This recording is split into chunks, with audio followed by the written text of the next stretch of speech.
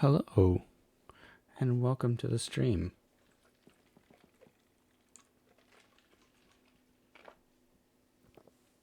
I hope everyone is having a wonderful day. I am excited to continue reading Frankenstein today, um, and I don't, I don't. I'm gonna see how much longer we have in Frankenstein because I feel like we have. Alexa Cat, welcome to the stream. Thank you for coming. So we have actually not very much. Um, like 49. We have 49 pages left. We actually could just finish it tonight. So yeah, we'll have to figure out what we're going to be reading next. We have some options in the poll that I had to decide whether or not we would read Frankenstein or Pride and Prejudice or something else. I know Iliad and the Odyssey were on that list. I also want to do an early work of another early science fiction work that is actually near and dear to my heart because I did some projects on it when I was in another life when I was a graduate student. So I could do that. We'll see how I feel. I also need to pick some games that that I could play because I finished all the games that I was playing last week. So yeah, some exciting stuff coming along the pipeline, and also I want to thank you guys. Thank you guys again for all the support that I've been getting on Twitter recently. We just passed 800 Twitter followers today, and we're close to 250 followers on Twitch. And I'm so grateful to you guys and for all the support that you've given me. And I have some really exciting ideas that I don't really want to go into great detail right now because it's kind of early on. It's kind of hard to believe, but I've only been streaming for about 2 months, and like I'm already thinking about ways that I can improve the streams, upgrades, art commissions, possible merch opportunities, and well.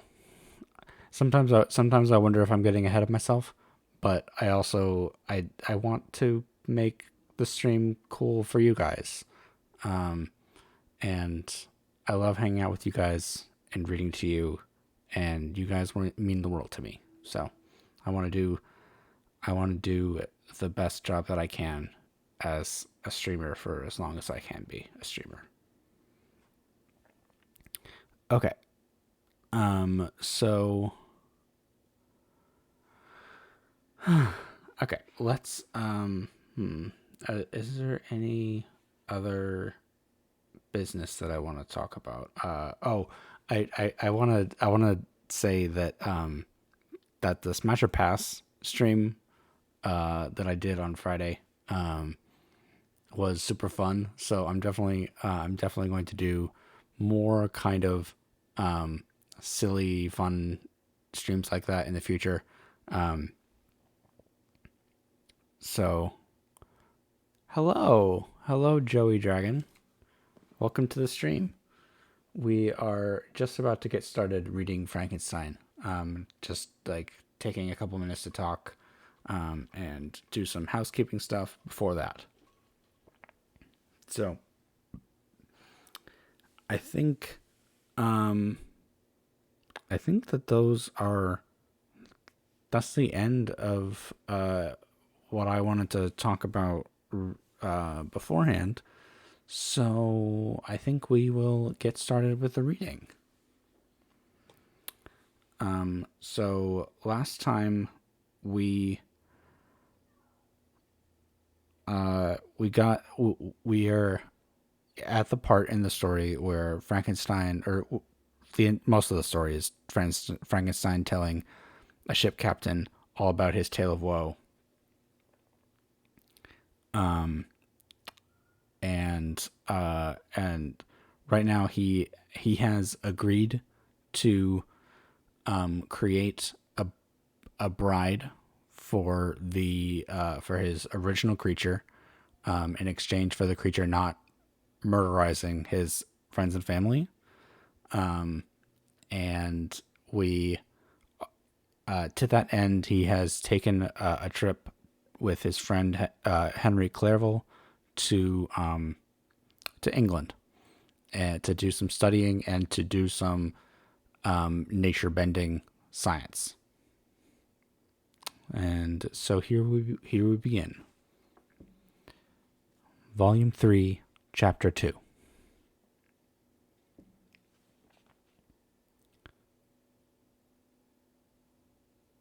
London was our present point of rest. We determined to remain several months in this wonderful and celebrated city. Clerval desired the intercourse of the men of genius and talent who flourished at this time. But this was, with me, a secondary object. I was principally occupied with the means of obtaining information necessary for the completion of my promise.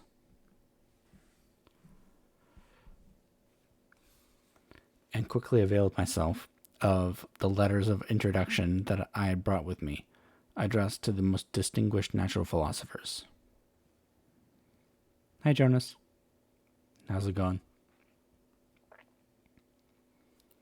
If this journey had taken place during the days of my days of study and happiness, it would have afforded me inexpressible pleasure. But a blight had come over my existence, and I only visited these people for the sake of the information that might give me on the subject in which my interest was so terribly profound.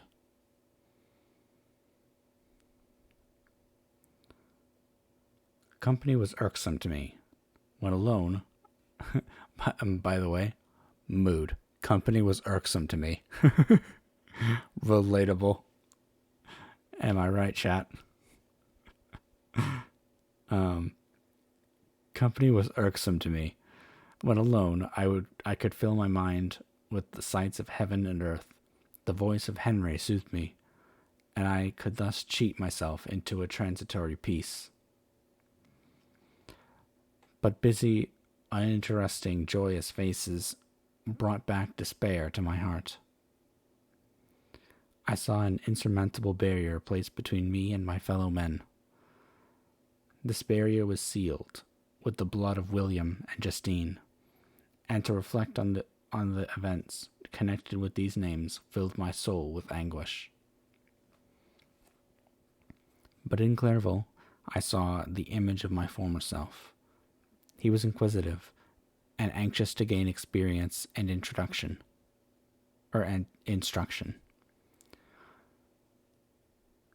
The difference of manners which he observed was to him an inexhaustible source of instruction and amusement.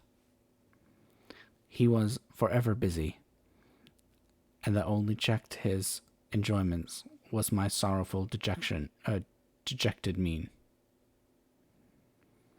I tried to conceal this as much as possible, that I might not debar him from the pleasures natural to one who was entering on a new scene of life, undisturbed by any care or bitter recollection.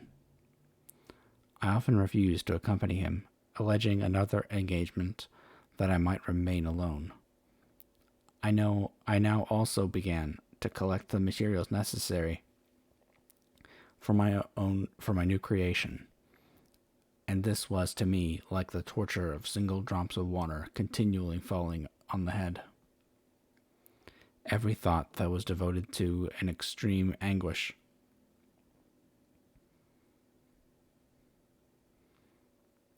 Every thought that was devoted to it was an extreme anguish, and every word that I spoke in allusion to it caused my lips to quiver and my heart to palpitate.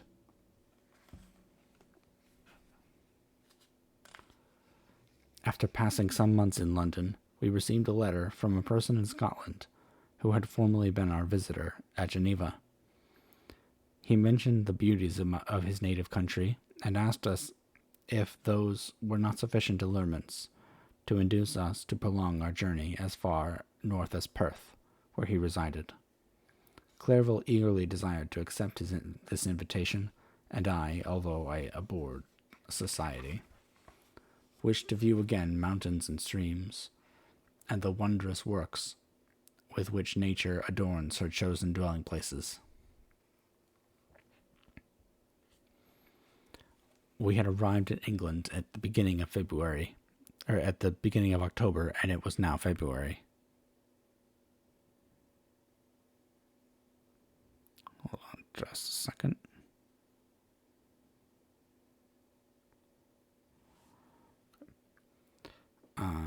We had arrived in England at the beginning of October, and it was now February.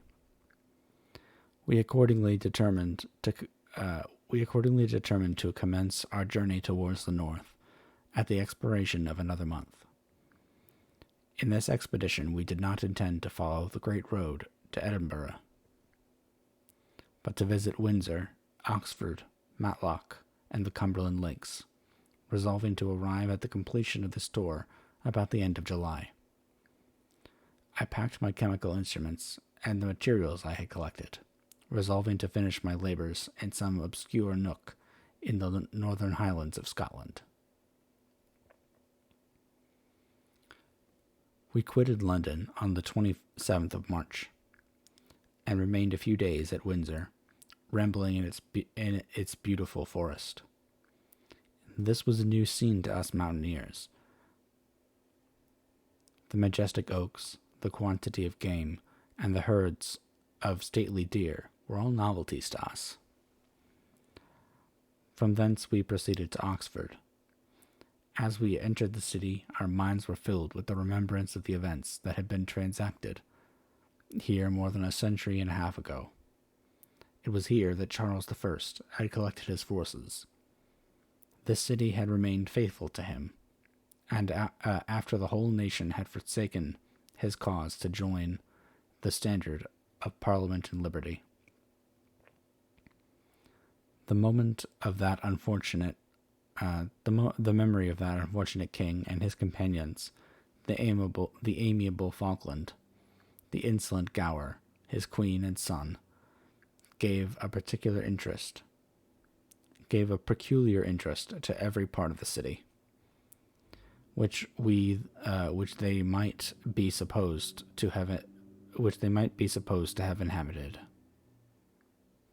The spirit of elder days found a dwelling here, and we delighted to trace its footsteps. If these feelings had not found an imaginary gratification, the appearance of the city had yet in itself sufficient beauty to obtain our admiration. The colleges are ancient and picturesque. The streets are almost magnificent, and the lovely Isis, which flows beside it through the meadows of exquisite verdure, is spread forth into a placid expanse of waters, which reflects its majestic assemblage of towers and spires and domes, embosomed among aged trees. I enjoyed this scene, and yet my enjoyment was embittered both by the memory of the past and the anticipation of the future. I was formed for peaceful happiness. During my youthful days, discontent never visited my mind, and if I was ever overcome by ennui, which means weariness and dissatisfaction, the sight of it is beautiful in nature. The sight of what is beautiful in nature, or the study of what is excellent and sublime in the productions of man, could always interest my heart and communicate elasticity to my spirits.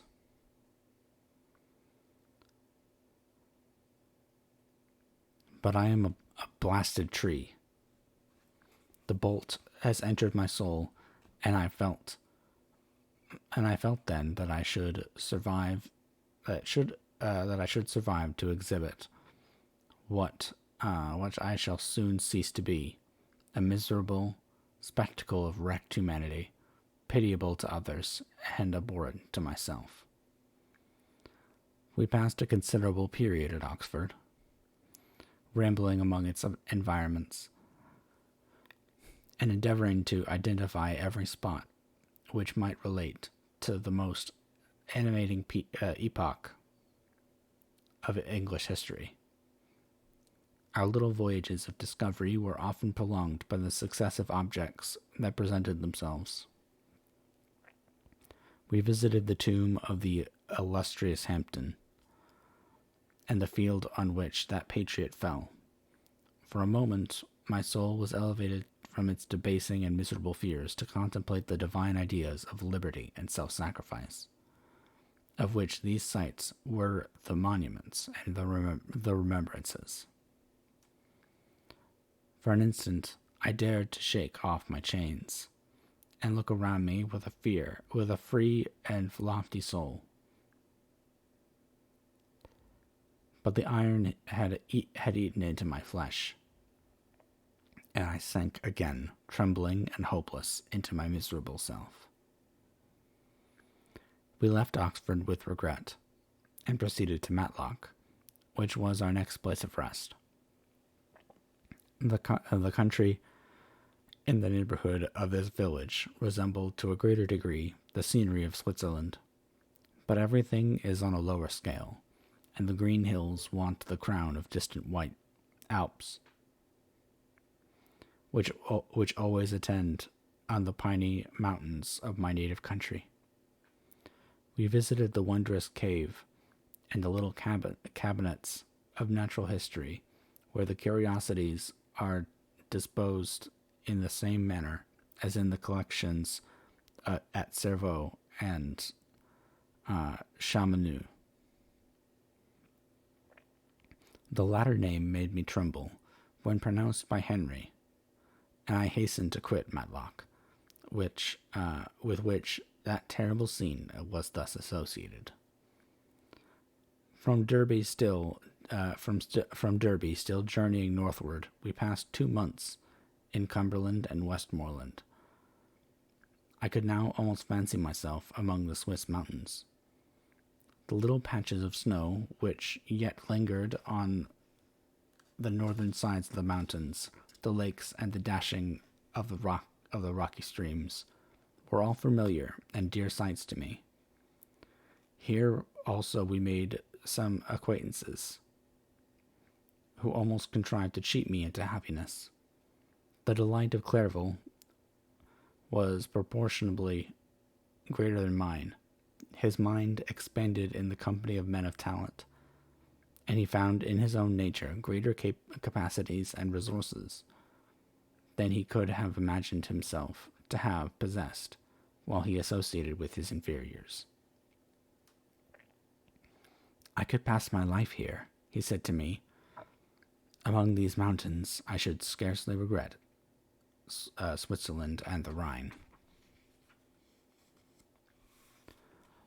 But he found that a traveler's life is one that includes much pain and amidst its enjoyments.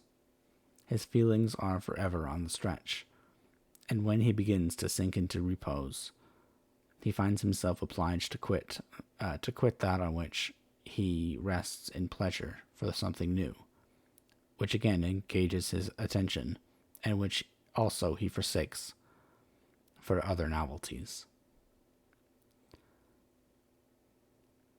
We had scarcely visited the various lakes of Cumberland and Westmoreland, and conceived an affection for some of the inhabitants, when the period of our appointment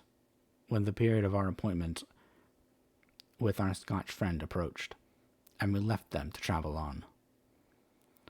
For my own part, I was not sorry. I had now neglected my promise for some time, and I feared the effects of the daemon's disappointment. He might remain in Switzerland and wreak vengeance on my relatives. This idea pursued me and tormented me at every moment from which I might otherwise have snatched repose and peace. I waited for my letters with feverish impatience. If they were delayed, I was miserable and overcome by 1,000 fears, and when they arrived, I saw the superscription of Elizabeth or my father. I hardly dared to read and ascertain my fate. Sometimes I thought that the fiend followed me, and might expedite my remissness by murdering my companion. When these thoughts possessed me, I would not quit Henry for a moment, but followed him as his shadow, to protect him from the fancied rage of his destroyer. I felt as if I had committed some great crime, the consciousness of which haunted me. I was guiltless. Of course you are. I was guiltless, but I had indeed drawn down a horrible curse upon my head, as mortal as that of crime. I visited Edinburgh with languid eyes and mind, and yet that city might have interested the most unfortunate being. Clerval did not like it so well as Oxford, for the antiquity of that larger city was more pleasing to him, but the beauty and regularity of the new town of Edinburgh, its romantic castle, and its environments, the most delightful in the world. Arthur's Seat, St. Bernard's Well, and the Pentland Hills compensated him for the change, and filled him with cheerfulness and admiration. But I was impatient to arrive at the termination of my journey. We left Edinburgh in a week, passing through Cupar, St. Andrews, and along the banks of the Tay to Perth, where our friend expected us. But I was in no mood to laugh and talk with strangers, or enter into their feelings or plans with the good humor expected from a guest, and accordingly I told Clerval that I wished to make the tour of Scotland alone. Do you, said I, enjoy yourself, and let this be our rendezvous. I may be absent for a month or two, but do not interfere with my motions, I entreat you. Leave me to peace and the solitude for a short time, and when I return, I hope it will be with a lighter heart, more congenial to your own temper. Henry wished to dissuade me, but seeing me bent on this plan, ceased to remonstrate. He entreated me to write often. I had rather be with you, he said, in your solitary rambles, than these Scotch people, whom I do not know. Hasten then, my dear friend, to return, that I may again feel myself somewhat at home, which I cannot do in your absence. Having parted with my friend, I determined to visit some remote spot of Scotland and finish my work in solitude. I did not doubt but that the monster followed me, and would discover himself to me when I should have finished, that he might receive his companion. With this resolution, I traversed the northern highlands, and fixed on one of the most of one of the remotest of the Orkneys, as the scene labors. It was a place fitted for such a work, being hardly more than a rock, whose high sides were continually beaten upon by the waves. The soil was barren, scarcely affording pasture for a few miserable cows, and oatmeal for its inhabitants, which consisted of 5 persons, whose gaunt and scraggy limbs gave tokens of their miserable fare.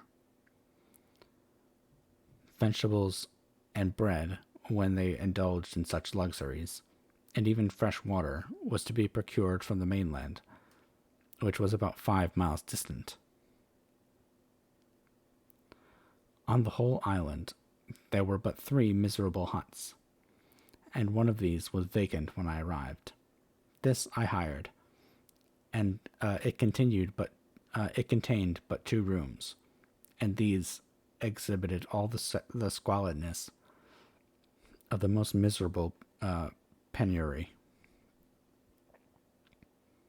The thatch had fallen in, the walls were unplastered, and the door was off its hinges.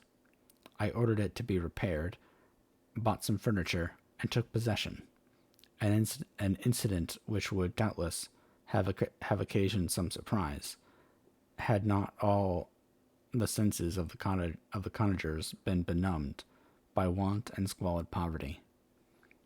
As it was, I lived ungazed at and unmolested, hardly thanked for the pittance of food and clothes which I gave. So much does suffering blunt even the coarsest sensations of men. In this retreat, I devoted the morning to labor, but in the evening, when the weather permitted, I walked on the stony beach of the sea to listen to the waves as they roared and dashed at my feet. It was a monotonous yet ever-changing scene. I thought of Switzerland. It was far different from this desolate and appalling landscape. Its hills were covered with vines, and its cottages are scattered thickly in the plains.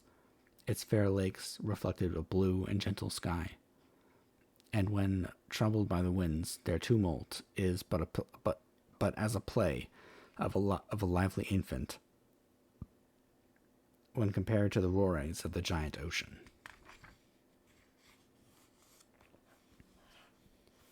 In this manner I distributed my occupations when I first arrived, but as I proceeded in my labor, it became every day more horrible and irksome to me.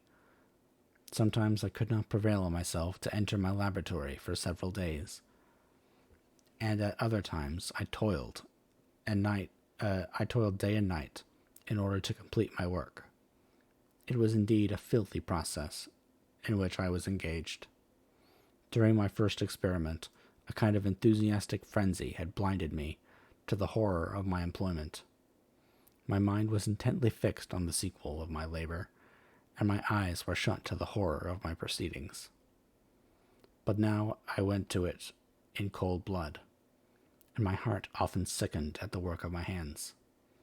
Thus situated, employed in the most detestable occupation, immersed in a solitude where nothing could for an instant call my attention from the actual scene in which I was engaged, my spirits became unequal. I grew restless and nervous. Every moment I feared to meet my persecutor. Sometimes I sat with my eyes fixed on the ground, fearing to raise them lest they should encounter the object which I so much dreaded to behold. I feared to wander from the sight of my fellow creatures, lest when alone he should come to claim his companion. In the meantime I worked on, and my labor was already considerably advanced. I looked towards its completion with a tremulous and eager hope, which I dared not trust myself to question. but which was intermixed with obscure forebodings of evil that made my heart sicken in my bosom.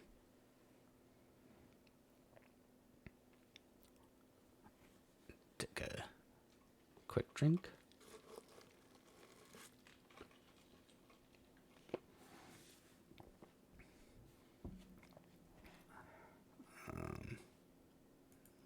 All right. Hold on just a second. Gotta open up something. No, not that. I would like that open. Yes. Okay.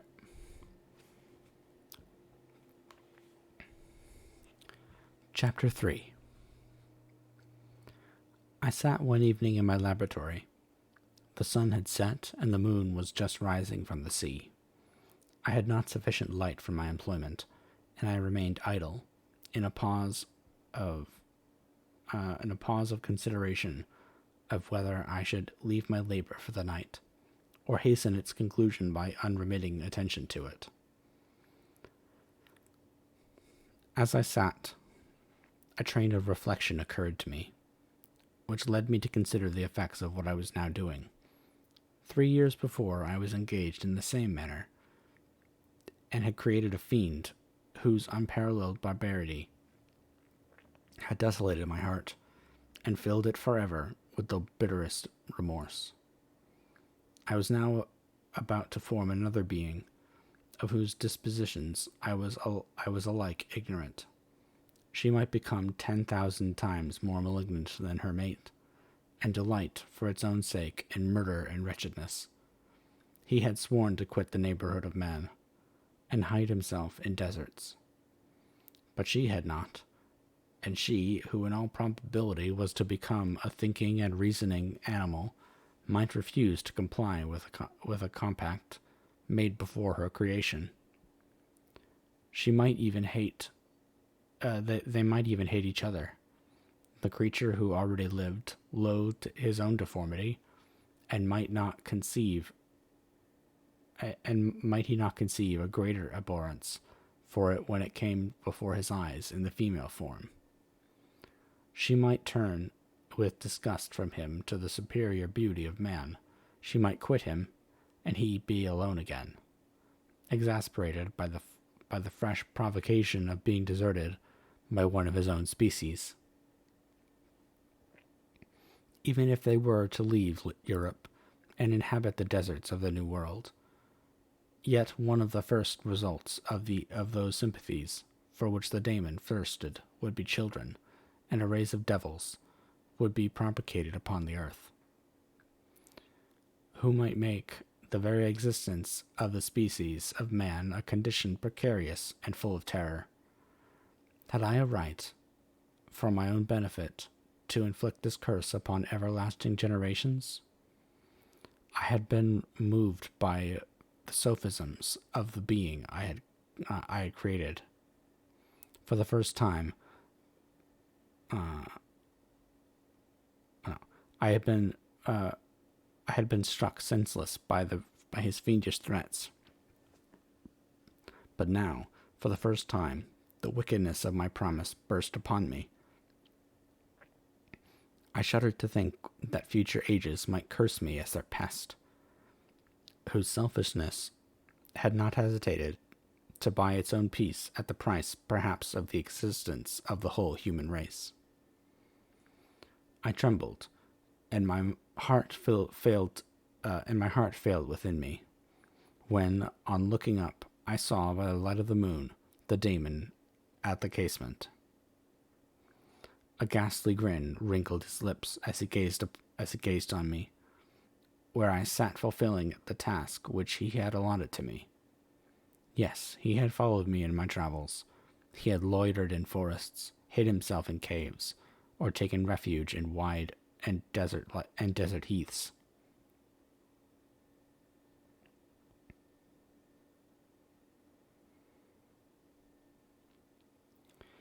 And now he came to mark my progress, and claim the fulfillment of my promise.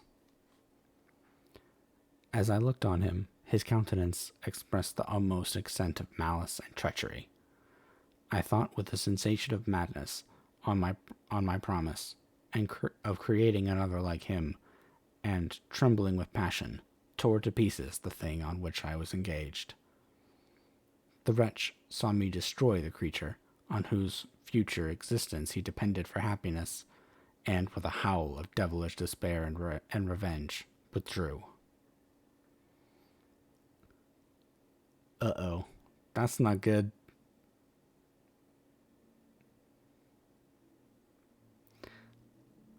I get I want to pause here for a second and talk about Frankenstein's reasoning behind why he decides not to create the creature a mate.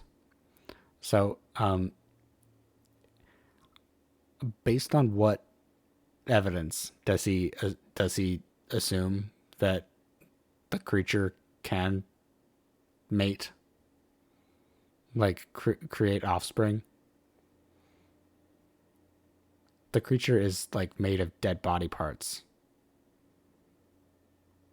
and like sure he has consciousness, but how does Frankenstein know that a female creature could actually produce offspring? I he doesn't like he just thinks that maybe they can, and so he better not chance it. And once again, we see that Frankenstein's poor decisions are going to bite him in the butt. So like, I don't know. It bugs me that Frankenstein is a man of science, but actual his reasoning doesn't his reasoning doesn't work. Like he's a dumb dummy. He's the dumbest smart person in the room.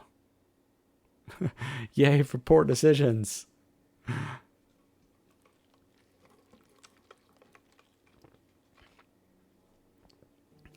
I feel like all the men in this, maybe not all the men, but there are a bunch of men in this story who just make poor decisions all the time, and and it definitely bites them in the butt. And Frankenstein is case number one. And sorry, there's an airplane flying above my place of residence, so you may be able to hear that in the mic. Hold on. So the creature runs away and is very angry. Okay, here I am. I left the room and, locking the door, made a solemn vow in my own heart never to resume my labors. And then, with a trembling footsteps, I sought my own apartment. I was alone. None were near me to dissipate the gloom and relieve me from the sickening oppression of those most terrible reveries. Several hours passed, and I remained near my window, gazing on the sea. It was almost motionless, for the winds were hushed, and all nature reposed under the eye of the quiet moon. A few fishing vessels alone specked the water, and now and then the gentle breeze wafted the ocean, the sea of the sound of voices, as the fishermen called to one another. I felt the silence, although I was hardly conscious of its extreme profundity, until my ear was suddenly arrested by the paddling of oars near the shore, and a person landed close to my house. In a few minutes after, I heard the creaking of my door, as if someone endeavored to open it softly. I trembled from head to foot. I felt a present.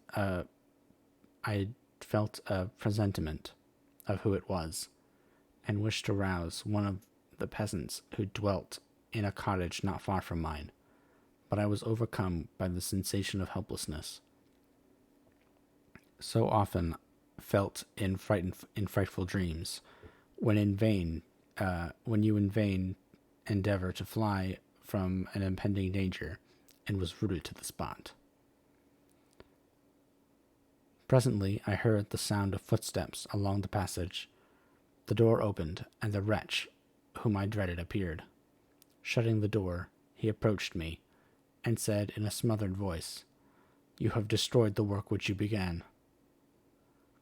What is it that you intend? Do you dare to break your promise?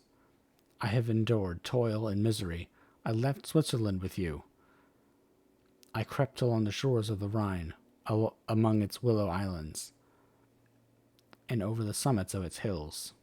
I have dwelt many months in the heaths of England, and among the deserts of Scotland.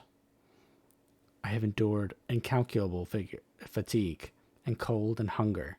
Do you dare destroy my hopes? Begone! I do break my promise. Never will I create another like yourself, equal in deformity and wickedness."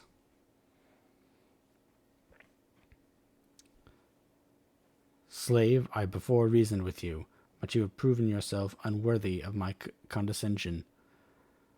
Remember that I have power. You believe yourself miserable, but I can make you so wretched that the light of day will be hateful to you. You are my creator, but I am your master. Obey." "The hour of my weakness is past, and the period of your power is arrived. Your threats cannot move me to do an act of wickedness, but they confirm me in my resolution of not creating you a companion in vice. Shall I, in cold blood, set loose upon the earth a daemon whose delight is in death and wretchedness? Begone! I am firm, and your words will only exasperate my rage." The monster saw my determination in my face, and gnashed his teeth in the impotence of anger. "Shall each man," cried he, "found a wife for his bosom, and each beast have his mate, and I be alone?" I had feelings of affection, and they were requited by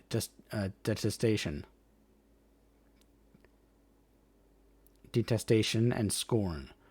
Men you may hate, but beware. Your hours will pass in dread and misery, and soon the bolt will fall, which must ravish from you your happiness forever. Are you to be happy while I grovel in the intensity of my wretchedness? You can blast my other passions, but revenge remains. Revenge, henceforth, dearer than light or food. I may die, but first you, my tyrant and tormentor, shall curse the sun that gazes on your misery. Beware, for I am fearless and therefore powerful. I will watch with the wiliness of a snake, that I may sting with its venom.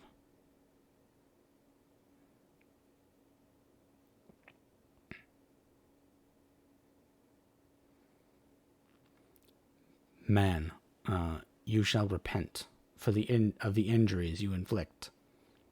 Devil, cease, and do not poison the air with these sounds of malice. I have declared my resolution to you, and I am no coward to bend beneath words. Leave me be. I am inexorable. It is well. I go, but remember, I shall be with you on your wedding night. I don't think you're going to be invited, dude. I doubt you're getting an invitation.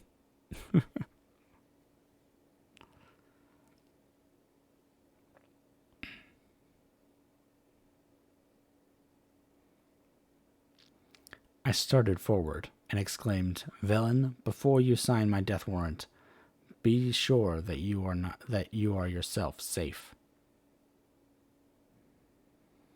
I would have seized him, but he eluded me and quitted the house with precipitation.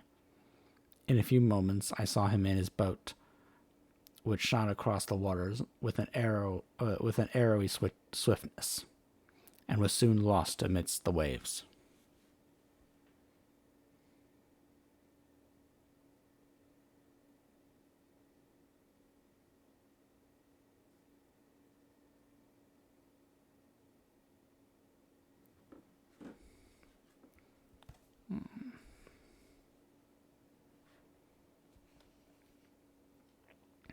All again was silent, but his words rung in my ears. I burned with rage to pursue the murderer of my peace, and precipitate him into the ocean. I walked up and down my room hastily and perturbed, while my imagination conjured up 1,000 images to torment and sting me. Why had I not followed him and closed with him in mortal strife? But but I had suffered him to depart, and he had directed his course towards the mainland. I shrugged to think who might be the next victim. I shuddered. I shuddered to think who might be the next victim sacrificed to satiate his sacrifice to his insatiate revenge. And then I thought again of his words, "I shall be with you on your wedding night." And then, that then was the period fixed for the fulfillment of my destiny. In that hour I should die, and at once satisfy and extinguish his malice. The prospect did not move me to fear, yet I thought of my beloved Elizabeth, of her tears and endless sorrow, when when she should find her lover so barbarously snatched from her. Tears, the first I had shed for many months, streamed down my face, or streamed from my eyes, and I resolved not to fall before my enemy without a bitter struggle. The night passed away, and the sun rose from the ocean. My feelings became calmer, if it may be called calmness, when the violence of rage sinks into the depths of despair. I left the house and the horrid scene of the last night's contention, and walked on the beach of the sea, which I almost regarded as an insuperable barrier between me and my fellow creatures. Nay, a wish that should, a wish that should, that such should prove. The fact stole across me. I desired that I might pass my life on that barren rock, warily, it is true, but uninterrupted by a sudden shock of misery.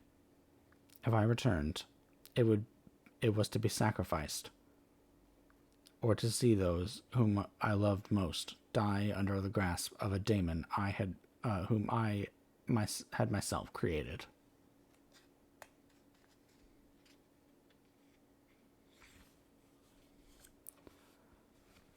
I walked about the isle like a restless spectre, separated from all it loved, and miserable in the separation.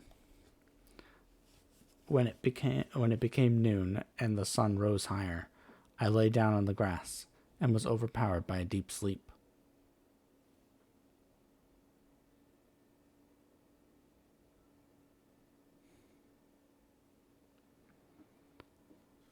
I had been awake the whole of the preceding night. My nerves were agitated, and my eyes inflamed by watching and misery. The sleep into which I now sunk refreshed me, and when I awoke, I again felt as if I belonged to a race of human beings like myself.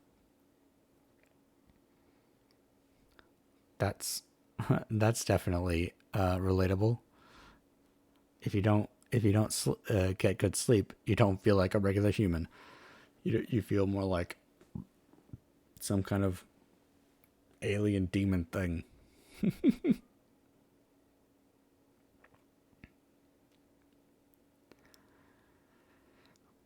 And I began to reflect upon what had passed with greater composure. Yet still the words of the fiend rung in my ears like a death knell. They appeared like a dream, yet distinct and oppressive as a reality.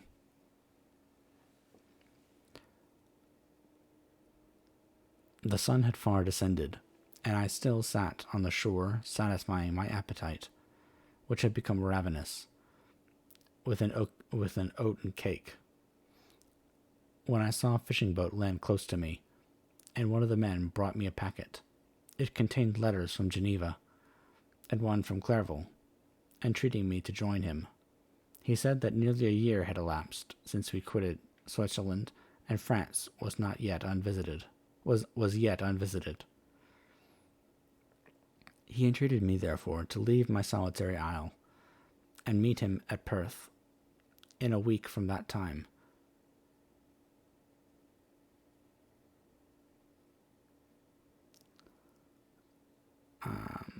In a week from that time, when we might arrange the plan of our future proceedings.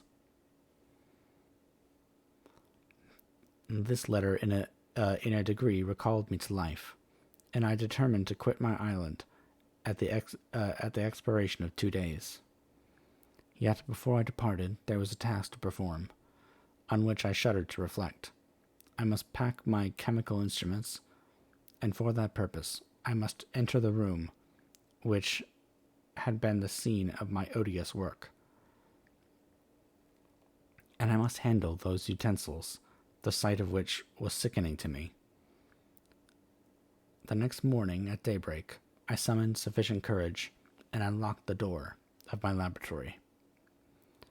The remains of the half-finished creature, whom I had destroyed, lay scattered on the floor, and I almost felt as if I had mangled the living flesh of a human being. I paused to collect myself, and then entered the chamber. With trembling hand, I conveyed the instruments out of the room, but I reflected that I ought not to leave the relics of my work to excite the horror and suspicion of the peasants, and I accordingly put them into a basket with a great quantity of stones, and laying them up, determined to throw them into the sea that very night. And in the meantime, I sat upon the beach, employed in cleaning and arranging my chemical apparatus. Nothing could be more complete than the alteration that had taken place in my feelings since the night of the appearance of the daemon. I had before regarded my promise with a gloomy despair, as a thing that, with whatever consequences, must be fulfilled, but I now felt as if a film had been taken from before my eyes, and that I, for the first time, saw clearly. The idea of renewing my labors did not for one instant occur to me. The threat I had heard weighed on my thoughts, but I did not reflect that a voluntary act of mine could avert it. I had resolved in my own mind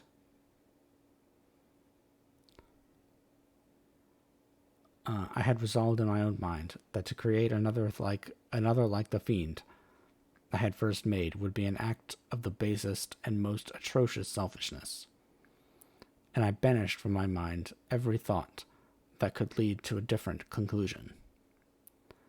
Between 2 and 3 in the morning, the moon rose, and I then, putting my basket aboard a little skiff, sailed out about 4 miles from the shore The scene was perfectly solitary. A few boats were returning towards land, but I sailed away from them. I felt as if I was about the commission of a dreadful crime, and avoided with shuddering anxiety any encounter with my fellow creatures.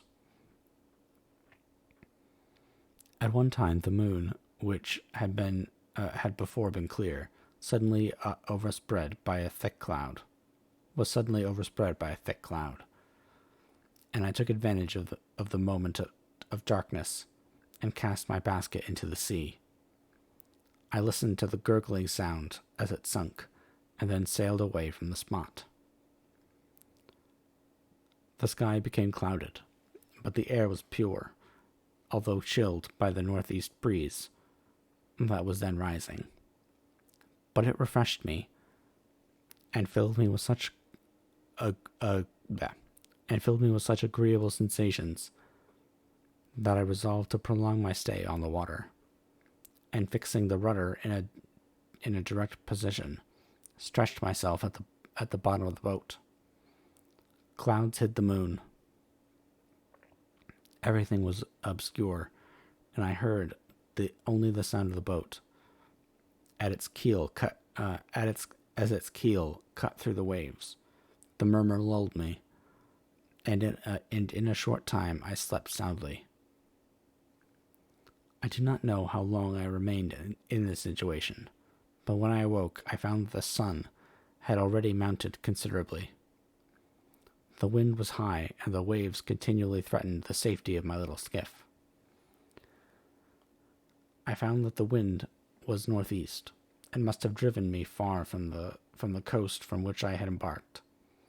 I endeavored to change my course, and quickly found that if I again made the attempt, the boat would instantly be filled with water. Thus situated, my only resource was to drive before the wind. I confess that I felt a few sensations of terror. I had no compass with me, and was so little acquainted with the geography of this part of the world that the sun was of little benefit to me. I might be driven into the wide Atlantic and feel all the tortures of starvation, or be swallowed up in the immeasurable waters that roared and buffeted around me. I had already been out many hours, and felt the torment of a burning thirst, a prelude to my other sufferings. I looked on the heavens, which were covered by clouds that flew before the wind, only to be replaced by others. I looked upon the sea. It was to be my grave. "Fiend," I exclaimed, "your task is already fulfilled." I thought of Elizabeth, of my father, and of Clairville, and sunk into a reverie, so despairing and frightful that even now, when the scene is on the point of closing before me forever, I shudder to reflect on it.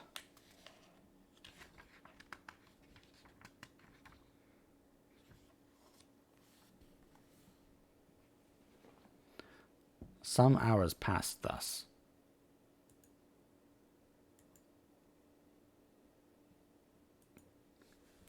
But by degrees, as the sun declined towards the horizon, the wind died away into a gentle breeze, and the sea became free from breakers.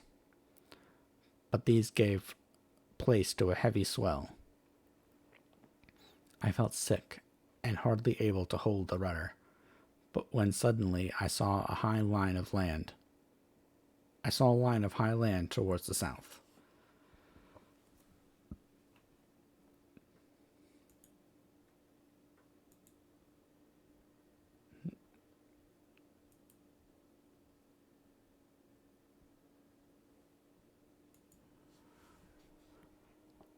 Almost spent, as I was, by fatigue, and the dreadful suspense I endured for several hours, this sudden certainty of life rushed like a flood of warm joy to my heart, and tears gushed from my eyes.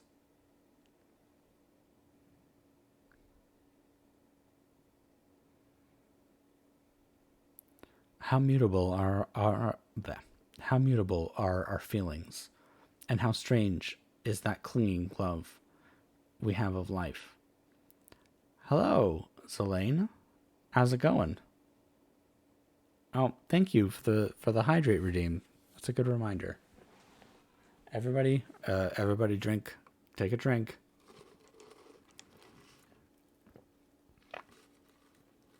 Drink up.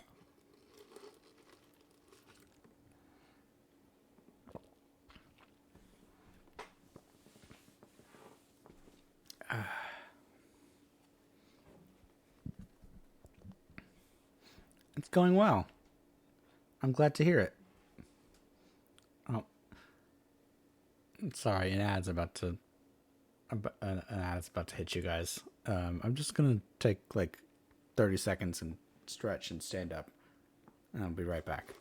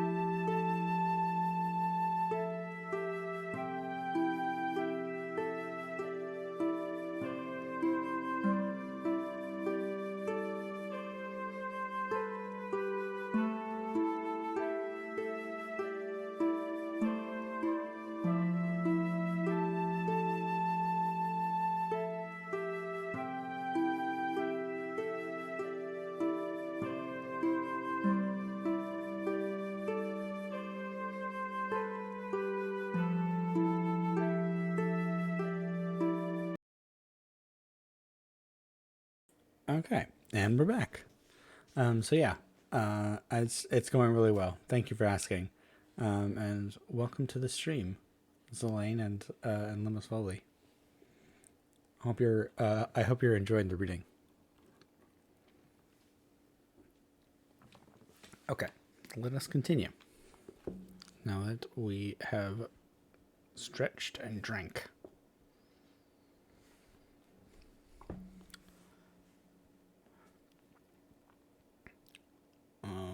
Let's see. How mutable are feelings? Oh, thank you. Thank you very much. I constructed another sail with a part of my dress. That must be a small sail. It's probably, it's a small boat, so maybe a small sail works. I constructed another sail with a part of my dress, and eagerly steered my course towards the land. It had a wild and rocky appearance, but as I approached nearer, I easily perceived the traces of cultivation. I saw vessels near the shore, and found myself suddenly transported back to the neighborhood of a civilized man. I eagerly traced the windings of the land, or the windings of the land. I can read.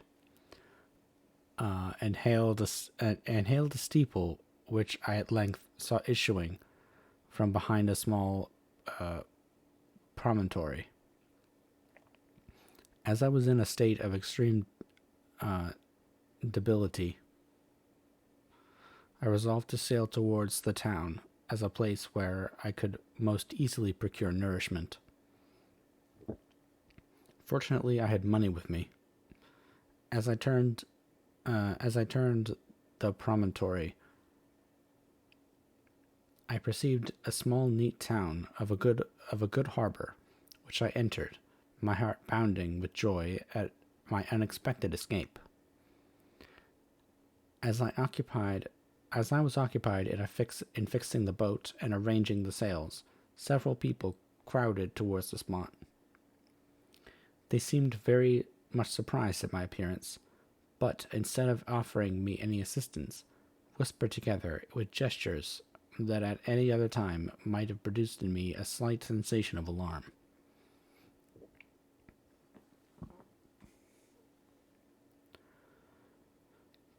As it was, I merely remarked that they spoke English, and I therefore addressed them in that language. "My good friends," said I, "will you be so kind as to tell me the name of this town, and inform me where I am?" You will know that soon enough," replied a man with a gruff voice.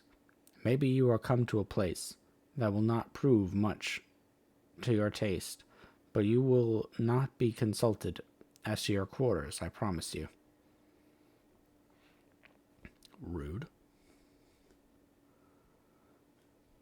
I was exceedingly surprised on receiving so rude an answer from a stranger, and I was also disconcerted by on perceiving the frowning and angry countenances of his companions. "Why do you answer me so roughly?" I replied. "Surely it is not the custom of Englishmen to receive strangers so inhospitably." "I do not know," said the man, "what the custom of the English may be, but it is the custom of the Irish to hate villains." While this strange dialogue continued, I perceived the crowd rapidly increase. Their faces expressed a mixture of curiosity and anger, which annoyed and in some degree alarmed me. I inquired the way to the inn, but no one replied. I then moved forward, and a murmuring sound arose from the crowd as they followed and surrounded me, when an ill-looking man approached, tapped me on the shoulder, and said, "Come, sir, you must follow me to Mr. Kerwin's, to give an account of yourself." "Who is Mr. Kerwin? Why am I to give an account of myself? Is this not a free country?" "Aye, sir, free enough for honest folk." "Mr. Kerwin is a magistrate, and you are to give an account of the death of a gentleman who was found murdered here last night."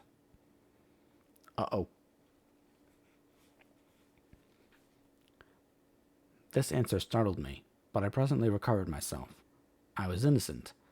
That could easily be proved. Accordingly, I followed my conductor in silence, and was led to one of the best houses in the town. I was ready to sink from fatigue and hunger, but being surrounded by a crowd, I thought it politic to rouse all my strength, that no physical debility might be construed in apprehension or conscious guilt.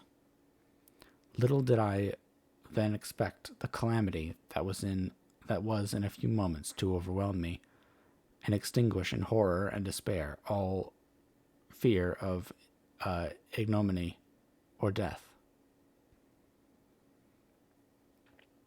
I must pause here, for it requires all my fortitude to recall the memory of the frightful events which I am about to relate, in proper detail, to my recollection. Chapter 4. I was soon introduced into the presence of the magistrate, an old, benevolent man with calm and mild manners. He looked upon me, however, with some degree of severity, and then, turning towards my conductors, he asked who appeared as witness on this occasion. About half a dozen men came forward, and one being selected by the magistrate, he deposed that he had been out fishing the night before with his son and brother-in-law, Daniel Nugent, when about 10 o'clock they observed a strong northerly blast rising, and they accordingly put in for port. It was a very dark night, as the moon had not yet risen. They did not land at the harbor, but as they had been accustomed, at a creek about 2 miles below. He walked on, carrying a part of the fishing tackle, and his companions followed him at some distance. As he was proceeding along the sands, he struck his foot against something, and fell all his length on the ground. His companions came up to assist him, and by the light of their lantern, they found that he had fallen on the body of a man, who was to all appearance dead. Their first supposition was that it was the corpse of some person who had been drowned and was thrown on shore by the waves. But upon examination, they found that the clothes were not wet, and even that the body was not then cold. They instantly carried it to the cottage of an old woman near the spot, and endeavored, but in vain, to restore it to life. He appeared to be a handsome young man, about 25 years of age. He had apparently been strangled, for there was no sign of any violence, except the black mark of fingers on his neck. The first part of this deposition did not in the least interest me, but when the mark of the fingers was mentioned, I remembered the murder of my brother, and felt myself extremely agitated. My limbs trembled, and a mist came over my eyes, which obliged me to lean on a chair for support. The magistrate observed me with a keen eye, and of course drew an unfavorable augury from my manner. The son confirmed his father's account, but when Daniel Nugent was called, he swore positively that just before the fall of his companion, he saw a boat with a single man in it, at a short distance from the shore, and as far as he could judge by the light of a few stars, it was the same boat in which I had just landed. A woman deposed that she lived near the beach, and was standing at the door of her cottage, waiting for the return of the fisherman, about an hour before she had heard of the discovery of the body. When she saw a boat with only one man in it, push off from that part of the shore where the corpse was afterwards found. Another woman confirmed the account of the fisherman having brought the body into her house, and it was not cold. They put it into a bed and rubbed it. That's odd. And Daniel went to the town for an apothecary, but life was quite gone. Several other men were examined concerning my landing, and they agreed that with the strong north wind that had arisen during the night, it was very probably that I had beaten about for many hours, and had been obliged to return nearly to the same spot from which I had departed. Besides, they observed that it appeared that I had brought the body from another place, and it was likely that I did not know it was likely that as I did not appear to know the shore, I might have put into the harbor, ignorant of the distance of the town from the place where I had deposited the corpse. Mr. Kerwin, on hearing this evidence, desired that I should be taken into the room where the body lay for interment, and that it might be observed what effect the sight of it would produce upon me. This idea was probably suggested by the extreme agitation that I had exhibited when the mode of the murder had been described. I was accordingly conducted by the magistrate and several other persons to the inn. I could not be, I could not be, I could not help being struck by the strange coincidences that had taken place during this eventful night. But knowing that I had been conversing with several persons in the island I had inhabited about the time that the body had been found, I was perfectly tranquil as to the consequences of the affair. I entered the room where the corpse lay, and was led up to the coffin. How can I describe my sensations on beholding it? I feel yet parched with horror, nor can I reflect on that terrible moment without shuddering and agony. That faintly reminds me of the anguish of the recognition. The trial, the presence of the magistrate, and the witnesses passed like a dream from my memory, when I saw the lifeless form of Henry Clerval stretched out before me.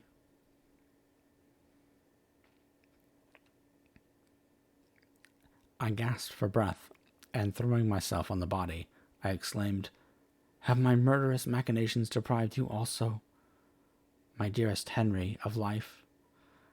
Two I have already destroyed. Other victims await their destiny, but you, Clerval, my friend, my benefactor." The human frame could no longer support the agonizing suffering that I endured, and I was carried out of the room in strong convulsions. A fever succeeded to this. I lay for 2 months on the point of death. My ravings, as I afterwards heard, were frightful. I called myself the murderer of William, of Justine, and of Clerval. Sometimes I entreated my attendants to assist me in the destruction of the fiend by whom I was tormented, and, at others, I felt the fingers of the monster already grasping my neck, and screamed aloud with agony and terror. Fortunately, as I spoke my native tongue, Mr. Kerwin alone understood me, but my gestures and bitter cries were sufficient to affright the other witnesses. Why did I not die? More miserable than man ever was before. Why did I not sink into forgetfulness and rest? Death snatches away many blooming children, the only hopes of their doting parents. How many brides and youthful lovers had been one day in the bloom of health and hope, and the next a prey for worms and the decay of the tomb? Of what materials was I made that I could thus resist so many shocks, which, like the turning of the wheel, continually renewed the torture? But I was doomed to live, and in 2 months found myself, as awaking from a dream, in a prison, stretched on a wretched bed, surrounded by jailers, turnkeys, bolts, and all the miserable apparatus of a dungeon. It was morning, I remember, when I thus awoke to understanding. I had forgotten the particulars of what had happened, and only felt as if some great misfortune had suddenly overwhelmed me. And when I looked around and saw the barred windows and the squalidness of the room in which I was, all flashed across my memory, and I groaned bitterly. This sound disturbed an old woman who was sleeping in a chair beside me. She was a hired nurse, the wife of one of the turnkeys, and her countenance expressed all those bad qualities which often characterize that class. The lines of her face were hard and rude, like that of persons accustomed to see without sympathy or without sympathizing in sights of misery. Her tone expressed her entire indifference. She addressed me in English, and the voice struck me as one that I had heard during my sufferings. "Are you better now, sir?" said she. I replied in the same language, with a feeble voice. "I believe I am. But if it be all true, if indeed I did not dream, I am sorry that I am still alive to feel this misery and horror." "For that matter," replied the old woman, "if you mean about the gentleman you murdered, I believe that it were better for you if you were dead, for I fancy it will go hard with you. But you will be hung when the next sessions come on. However, that's none of my business. I am sent to nurse you and get you well. I do my duty with a safe conscience. It were well if everybody did the same."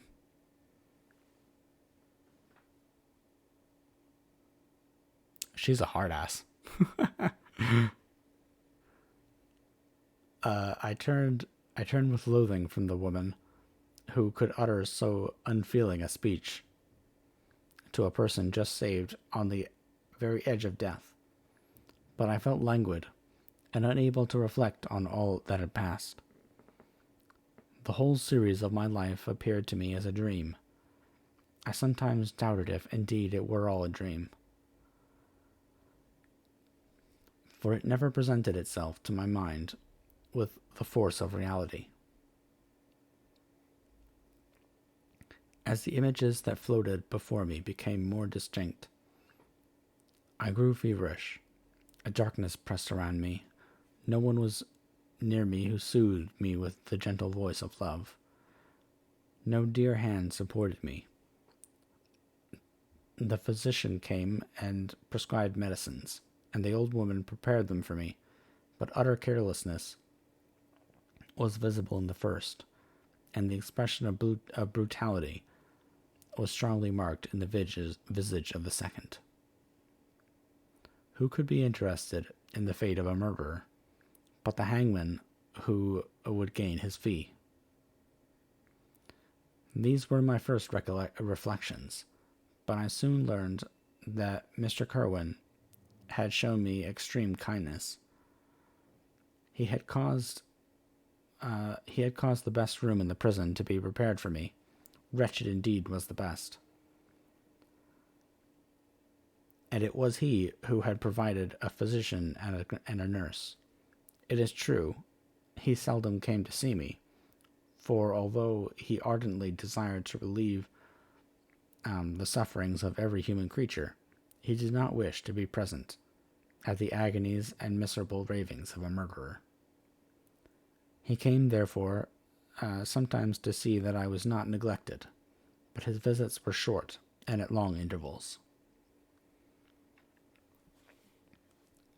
One day, when I was gradually recovering, I was seated in a chair, my eyes half open and my cheeks livid like those in death.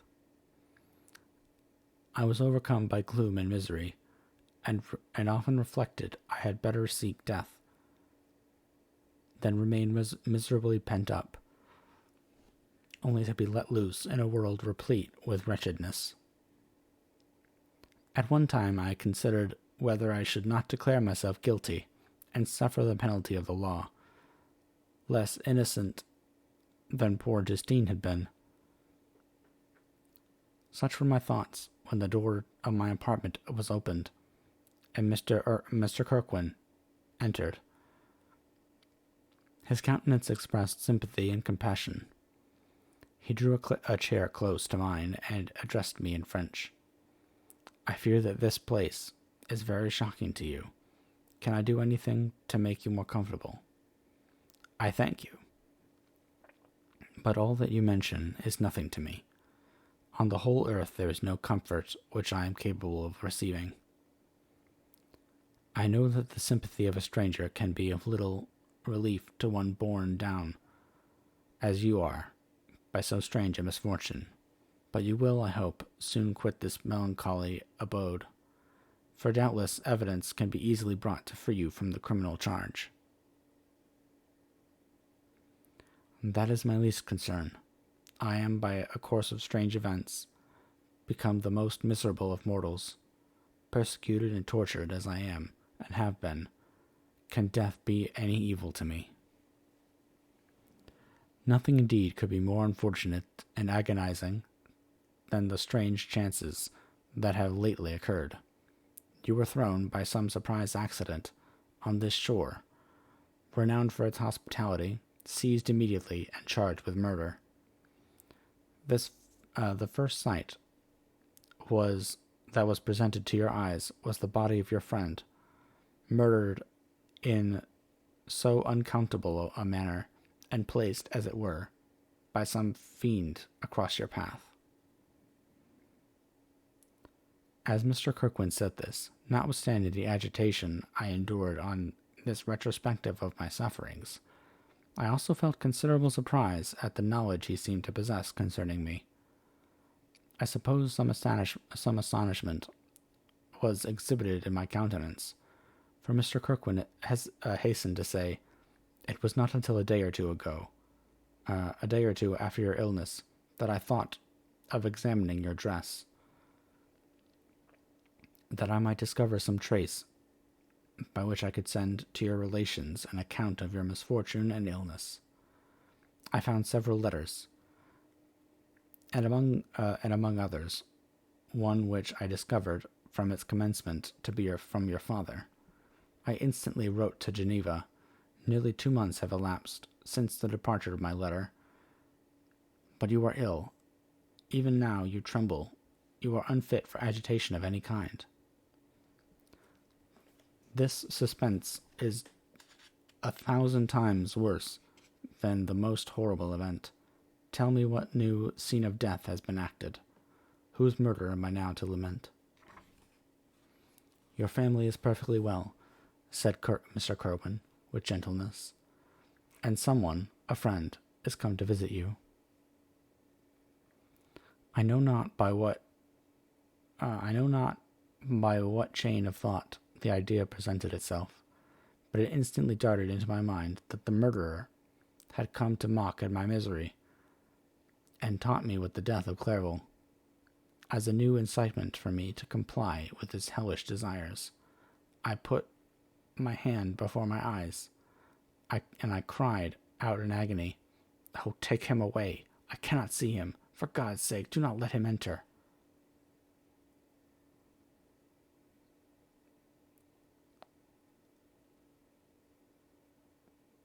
Mr. Kirkwind regarded me with a troubled countenance.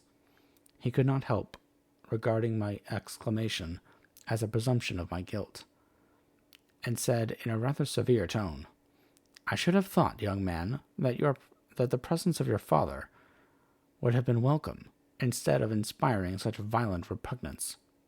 'My father!' cried I, while every feature and every muscle was relaxed from anguish to pleasure. 'Is my father indeed come? How kind, how very kind! But where is he? Why does he not hasten to me?' My change of manner surprised and pleased the magistrate. Perhaps he thought that my former exclamation was a momentary return of delirium, and now he instantly resumed his former benevolence. He rose and quitted the room with my nurse, and in a moment my father entered. Nothing at this moment could have given me greater pleasure than the arrival of my father. I stretched out my hand to him and cried, 'Are you then safe, and Elizabeth and Ernest?' My father calmed me with assurances of their welfare, and endeavored, by dwelling on these subjects, so interesting to my heart, to raise my desponding spirits.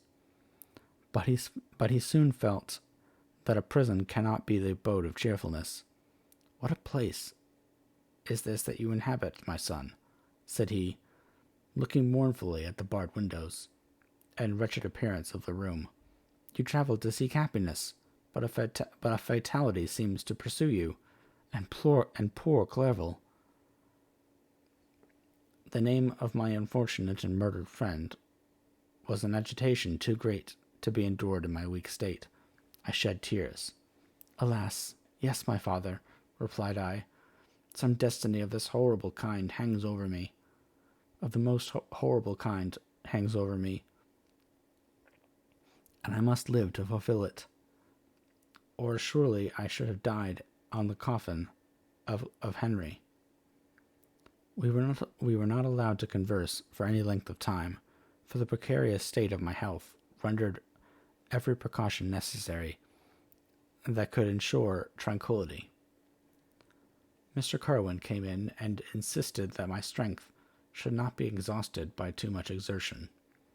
But the appearance of my father was to me like that of my good angel, and I gradually recovered my health. As my sickness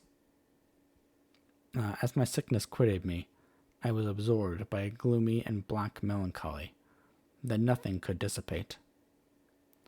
The image of Clairvaux was forever before me, ghastly and murdered. More than once the agitation into which these reflections threw me made my friends dread a dangerous relapse. Alas, why did they preserve so miserable and detested a life? It was surely that I might fulfill my destiny, which is now drawing to a close. Soon, oh, very soon, will death extinguish these throbbings, and relieve me from the mighty weight of anguish that bears me to the dust. And in executing the award of justice, I shall also sink to rest. Then the appearance of death was distant.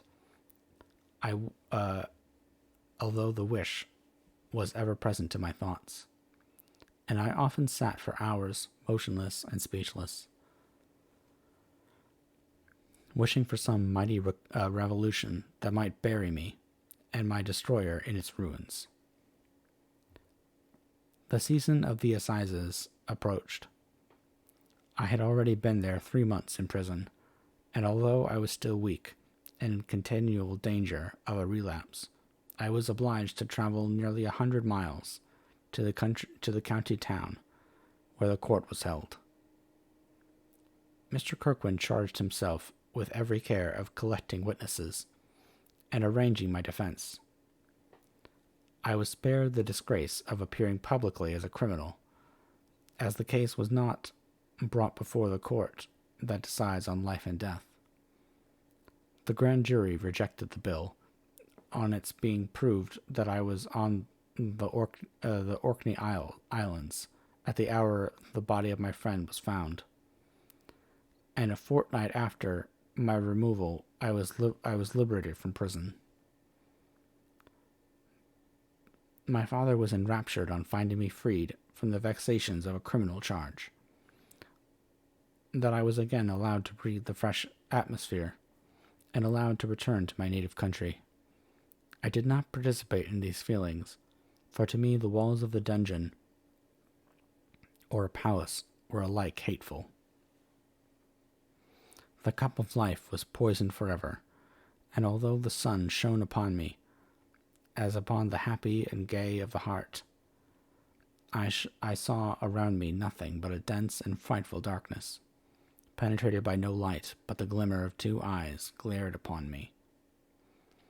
Sometimes they were the expressive eyes of Henry, languishing in death, the dark orbs nearly covered by the lids, and the long dark lashes that fringed them. Sometimes it was the watery clouded eyes of the monster, as I first saw them in my chamber at Ingolstadt. My father tried to awaken in me the feelings of affection. He talked of Geneva, which I should soon visit, of Elizabeth and Ernest, but these words only drew deep groans from me. Sometimes, indeed, I felt a wish for happiness, and thought, with melancholy delight, of my beloved cousin, and longed with a devouring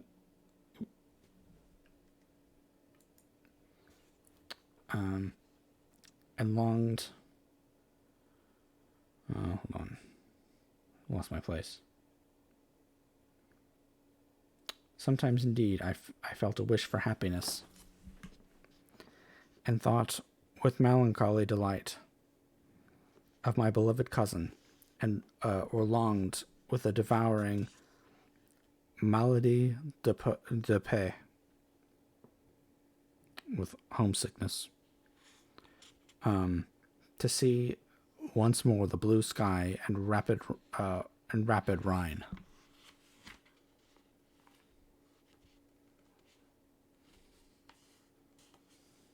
Aww.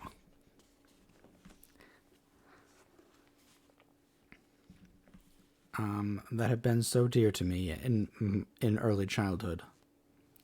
But my general state of feeling was a torpor, in which a prison was as welcome as a residence, as welcome a residence as the divinest scene in nature. And these fits were seldom interrupted, but by paroxysms of anguish and despair. At these moments, I often endeavored to put an end to the existence I loathed, and it required unceasing attendance and vigilance to restrain me from committing some dreadful act of violence. I remember, as I quitted the prison, I heard one of the men say, "He may be innocent of the murder, but he has certainly a bad conscience."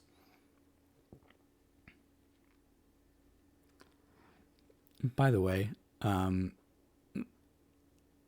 just wanted to make absolutely clear that what Victor Frankenstein is going through with his depression and his obvious anxiety and PTSD and trauma,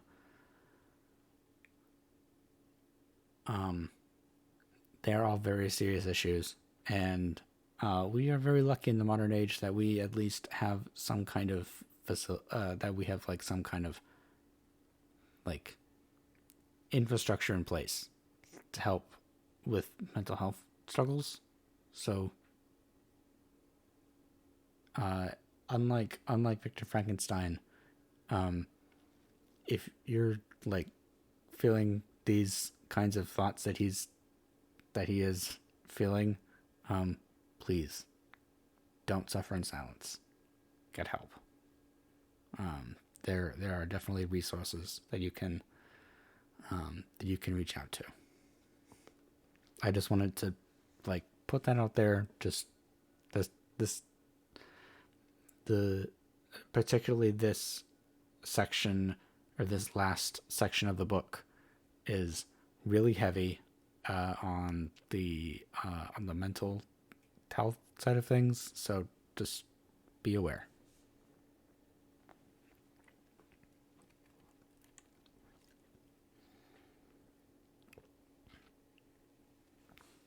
Okay.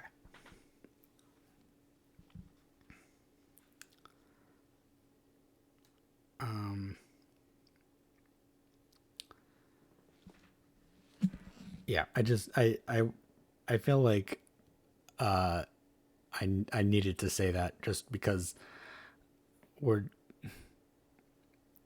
makes me kind of uncomfortable to not say something when I'm reading about a character who is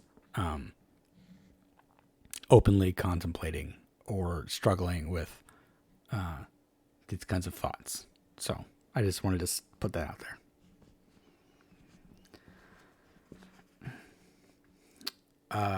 He may be innocent of the murder,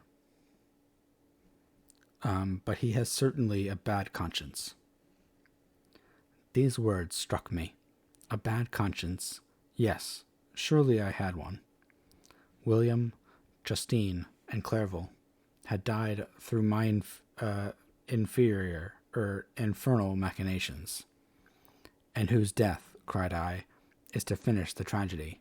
Ah, My father, do not remain in this wretched country. Take me where I may forget myself, my existence, and all the world.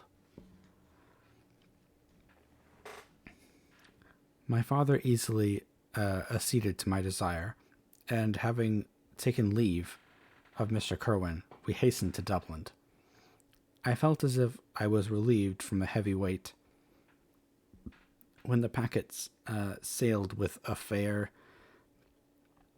wind from Ireland, and I had quitted forever the country which had been to me the scene of so much misery. Oh, wait, oh, no, never mind. A packet is a packet boat. It's a short. Okay, never mind. It's a kind of boat. It was midnight. My father slept in the cabin, and I lay on the deck.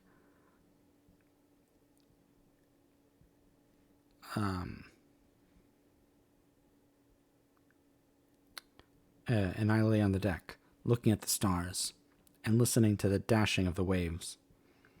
I hailed the darkness that shut Ireland from my sight, and my pulse beat with a feverish joy when I reflected that I should soon see Geneva. The past appeared to me in the light of a frightful dream. Yet the vessel in which I was, the wind that blew me from the detested shore of Ireland, and the sea which surrounded me, told me too forcibly that I was deceived by no vision, and that Clarifel, my friend and dearest companion, had fallen a victim to me and the monster of my creation.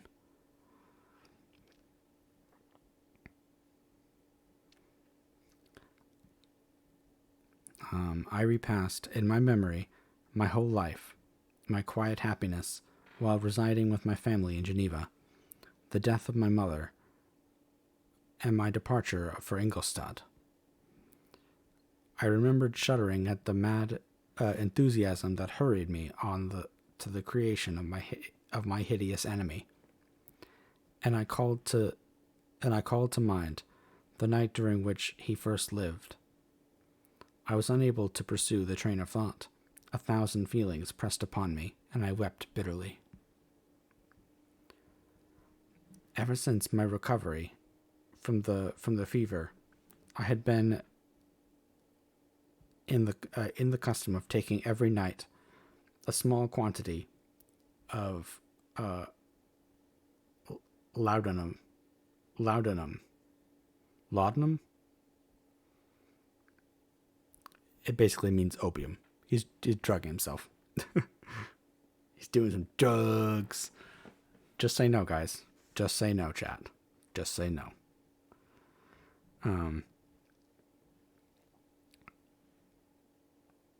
For it was by the means of this drug, of this drug only, that I was enabled to gain the rest necessary for the preservation of life.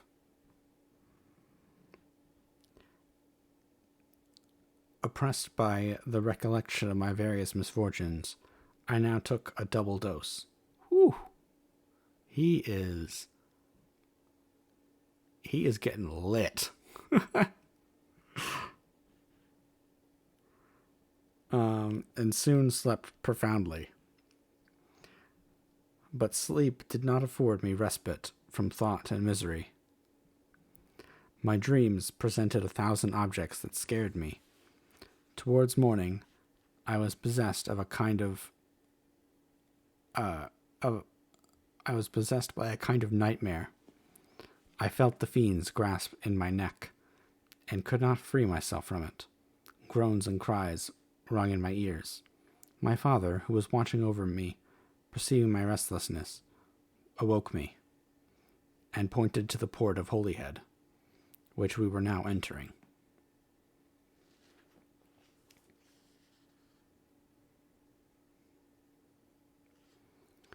Chapter 5. We had resolved not to go to London, but to cross the country to Portsmouth, and thence embark to Havre. I preferred this plan principally because I dreaded to see again those places in which I had enjoyed a few moments of tranquillity with my beloved Clerval. I thought with horrors of seeing again those persons whom I had been accustomed to visit. We had been accustomed to visit together,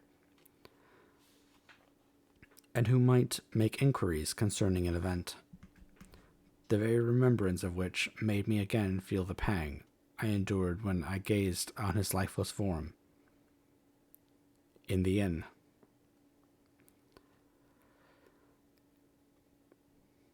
As for my father, his desires and exertions were bounded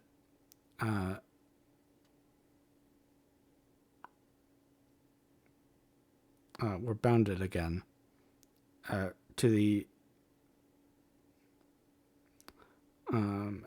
his desires and exertions were bound to the again seeing me restored to health and peace of mind. His tenderness and attentions were unremitting. My grief and gloom was obstinate, but he would not despair. Sometimes he thought that I felt deeply the degradation of being obliged to answer a charge of murder, and he endeavored to prove to me the futility of pride. Alas, my father, said I, how little do you know of me. Human beings, their feelings and passions, would indeed be degraded, if such a wretch as I felt pride. Justine, poor unhappy Justine, was as innocent as I, and she suffered the same charge. She died for it, and I am the cause of this. I murdered her. William, Justine, and Henry, they all died by my hands.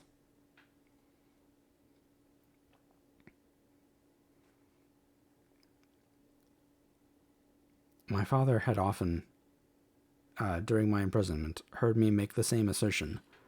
When I thus accused myself, he sometimes seemed to desire an explanation, and at others he appeared to consider it as caused by delirium, and that during my illness some idea of this kind had presented itself to my imagination, the remembrance of which I preserved in my convalescence. I avoided explanation and maintained a continual silence concerning the wretch I had created. I had a feeling that I should be supposed mad, and this forever chained my tongue, when I would have given the whole world to have confided the fatal secret. Okay, so I again have some thoughts about Frankenstein and his continual obstinate silence about his creature, and how he is continually making poor decisions and other people paying the price.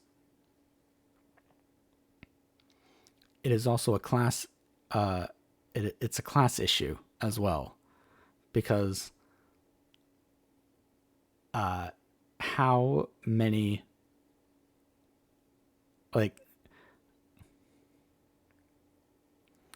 so this magistrate of this town, he took one look at Frankenstein's clothes and was like, this guy has to be a wealthy dude, right? So he searched his clothes and found the letters, and in his, I don't know, I don't even know how to describe it, but how many potential prosecutors would instead of just assuming that he had done it, because obviously they were doing an investigation, but it seemed like everyone else was just ready to consign him to his guilt, And he had basically confessed to the crime. And everyone was ready to just like put him to death by hanging. But the magistrate was like, no, no, no, no, no, no. We can't hang this. We can't just hang this rich guy.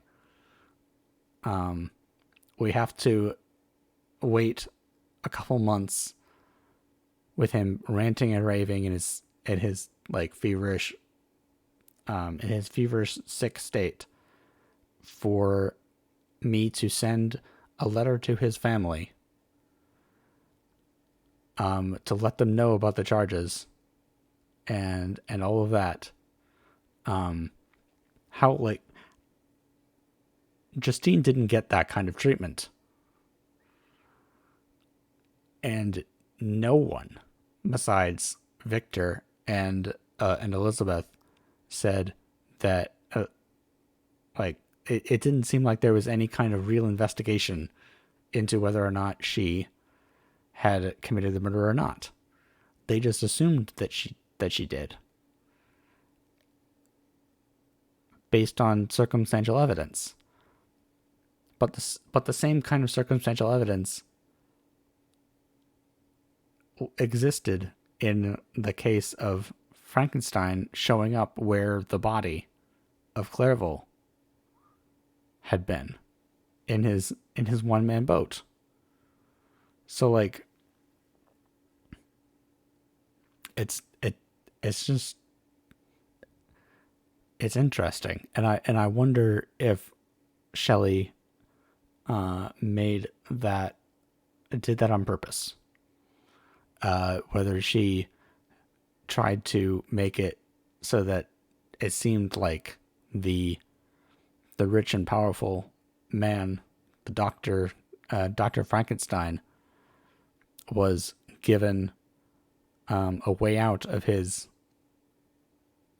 murder charges, when Justine was very much not given the chance and was put to death for a crime she definitely did not commit. I tend to agree with you, Zelane. I think that that's on purpose, because Mary Shelley is very, like, she's obviously very smart, and I think that she's definitely playing with the arrogance of men, and how the patriarchy tends to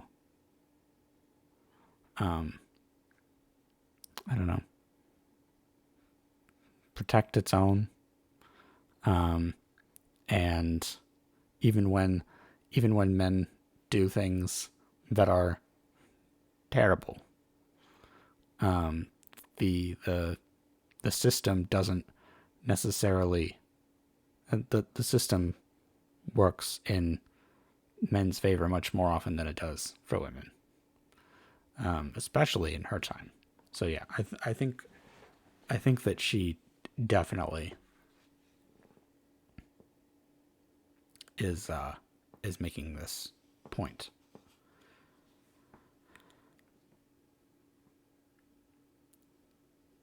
And yet, Frankenstein still refuses to tell anybody about the creature. The creature has now personally killed 2 people, and gotten a third killed. And yet, the Frankenstein decides that he can't tell anybody about the creature, because he'll look bad, he'll look mad, he'll look crazy. But, like, dude, get over yourself, get over it, you know. Oh, thank you for the raid, Panapps. Welcome, raiders. I hope you guys had a great stream. Let me hold on. Oh. Got to that. Welcome. What were you streaming?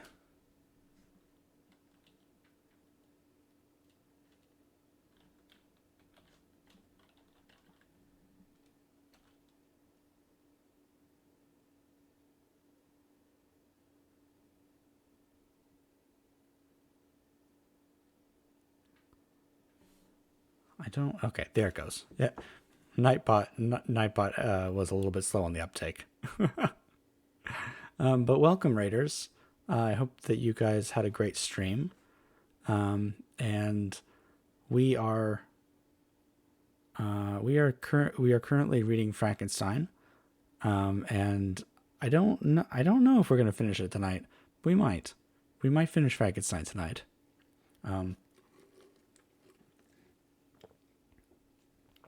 We were just talking about how Dr. Frankenstein is a privileged rich white man, and accidentally uses that privilege to get himself out of trouble for murder when his family's servant is not so lucky earlier in the book, and what that says about justice in the UK during Mary Shelley's England. So yeah. Welcome to the stream, and I hope you enjoy your stay.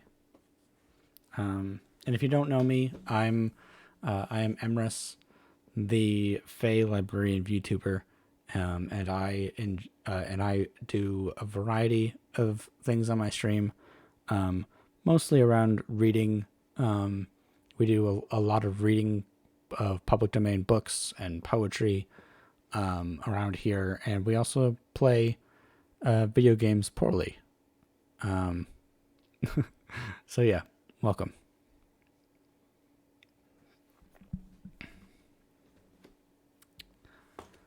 Okay.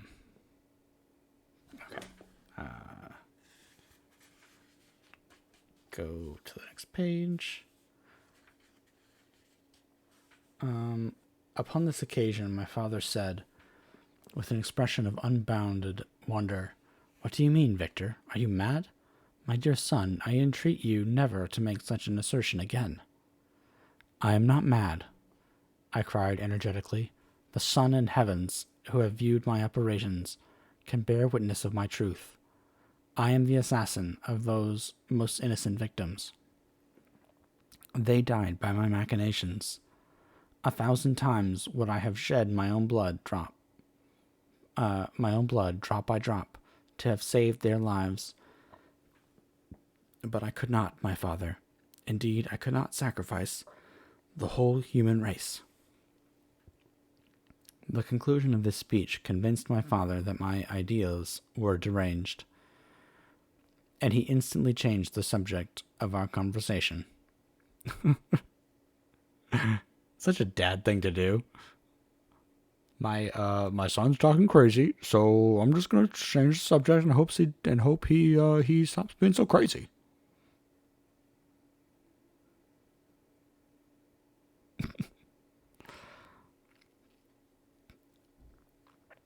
He wished as much as possible to obliterate the memory of the scenes that had taken place in Ireland, and never alluded to them, or suffered me to speak of my misfortunes. Oh yes, son, you just need to bury your feelings deep inside, and never let them come out, and just be happy all the time, and never feel sad, because that's healthy.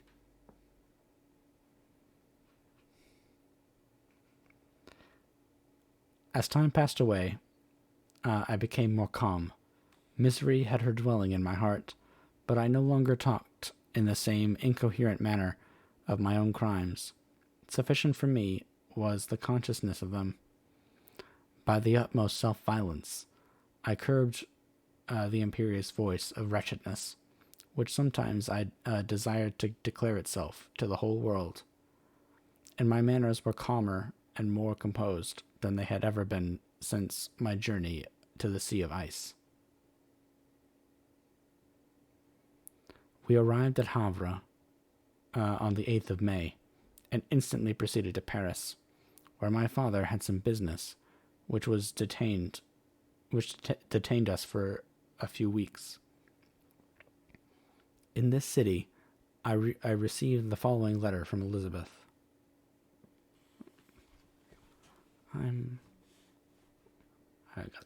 location. Oh, nice. Don't you just love it when you get random Twitch subs to channels that you like once once upon a time watched for like 30 seconds and haven't watched since. Like it's not that I don't like the stream. It's just that it's funny that that you just get these subs um for streams that you haven't watched in a long time. Um okay. To Victor Frankenstein. My dearest friend, it gave me the greatest pleasure to receive a letter from my uncle dated at Paris. You are no longer at a formidable distance, and I may hope to see you in less than a fortnight.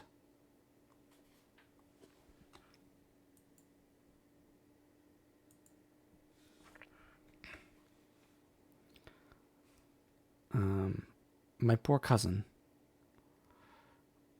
how much you must have suffered. I expected to see you looking more ill than when you quitted Geneva.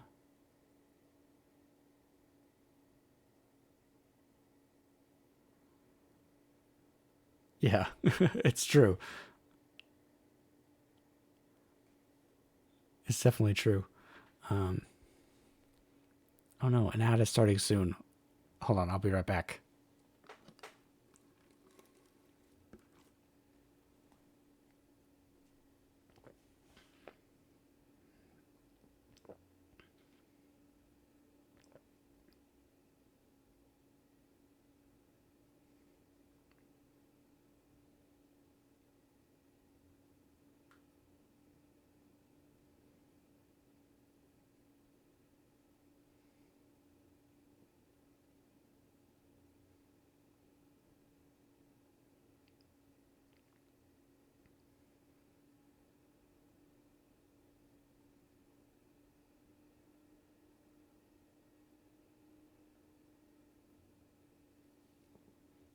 Okay, I'm back.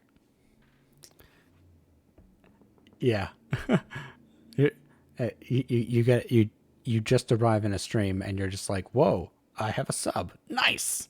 Yeah, I just got so taking a short break from reading for a second. Um, I just my mother has been texting me and has been begging me to get a cat for a long time. And it is sending me very cute pictures of kitties. And oh man, that is a long drive.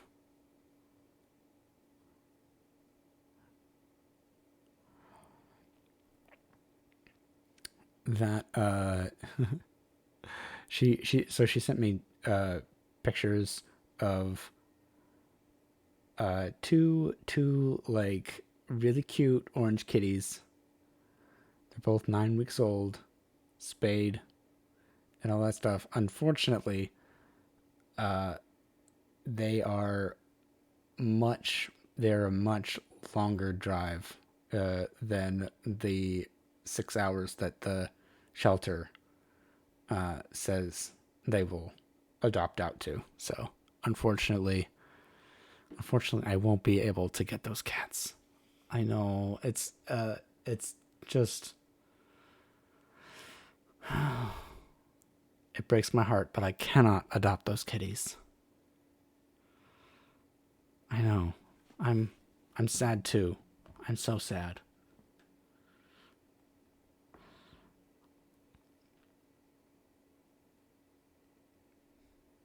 I know.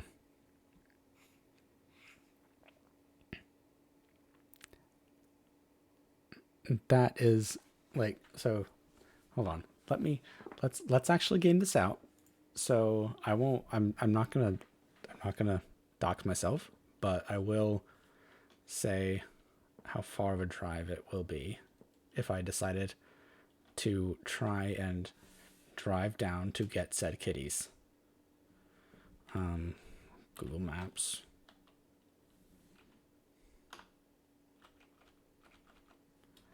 Okay, let us see how far this would be.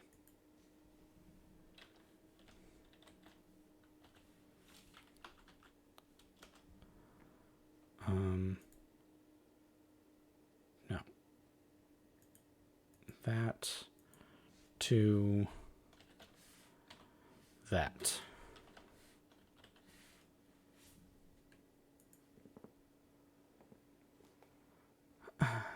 Oh yeah, nope. Not even close. That is so the the place says that they will adopt out to a 16 or a 6 hour a 6 hour drive from the shelter, and according to Google Maps, my place of residence is 16 hours and 11 minutes away from the shelter. So unfortunately, that's not happening. Poor kitties. I'm very sorry, but I cannot adopt you. Okay, let us continue.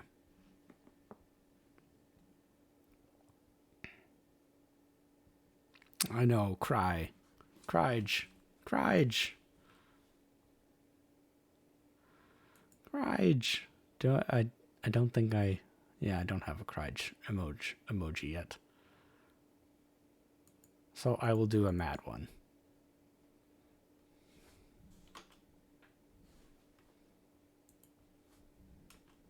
Yes. That's me. Madge. Okay. My poor cousin, how much you must have suffered. I expect to see you looking even more ill than when you quitted Geneva. This winter has been passed most miserably, tortured as I have been by anxious suspense. Yet I hope to see you in your countenance, and to find that your heart is not totally devoid of comfort and tranquility. Dude, my best friend just died. And it's somewhat my fault. I don't think I'm going to have much tranquility for a while. But, okay, thanks. Elizabeth. Seriously.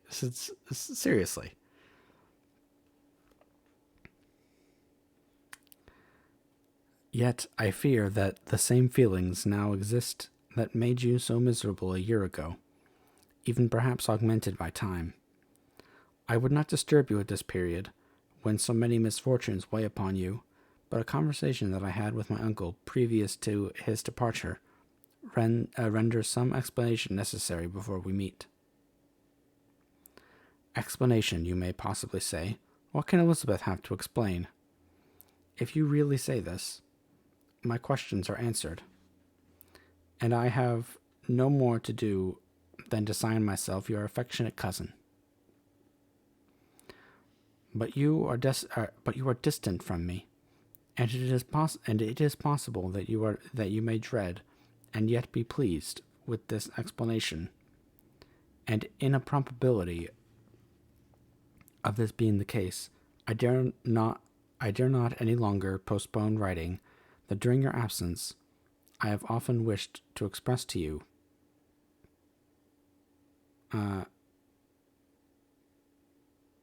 I dare not any longer postpone writing what, during your absence, I have often wished to express to you, but have never had the courage to begin. You know well, oh boy. This is, it's Sword Art Online Arc 2 all over again. It's the cousins. Oh man, It's the cousins.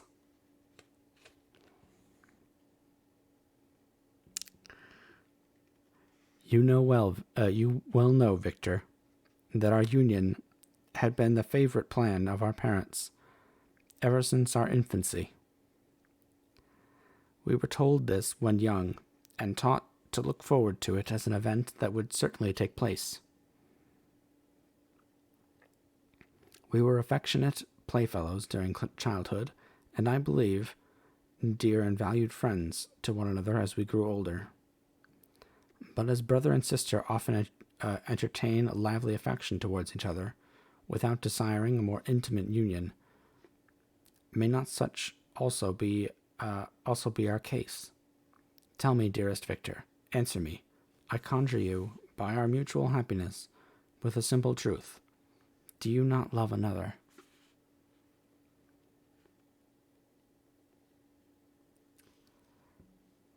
You have traveled, you have spent several years of your life at Ingolstadt, and I confess to you, my friend, that when I saw you last autumn so unhappy, flying to solitude from the society of every creature, I could not help supposing that you might regret our connection, and believe yourself bound in honor to fulfill the wishes of your parents, although they oppose themselves to your inclinations. But this is false reasoning.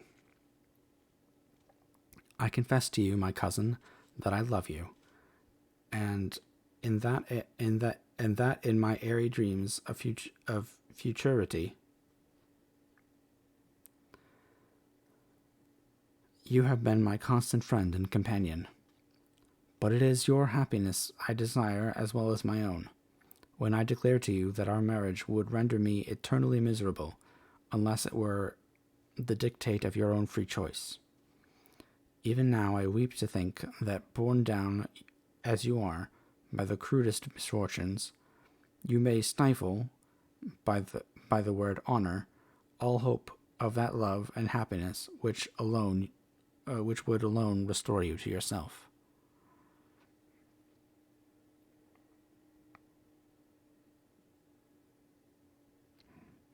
I who have so interested an affection I who have so interested an affection for you may increase your miseries tenfold by being an obstacle to your wishes. Ah, Victor, be assured that your cousin and playmate has too sincere a love for you not to be made miserable by this supposition. Be happy, my friend, and if you obey me in this one request, remain satisfied that nothing on earth will have the power to interrupt my tranquillity. Do not let this letter disturb you. Do not answer it tomorrow, or the next day, or even until you come, if it will give you pain. My uncle will send me news of your health, and if I see but one smile on your lips when we meet, occasioned by this or any other exertion of mine, I shall need no other happiness. Elizabeth Lavenza.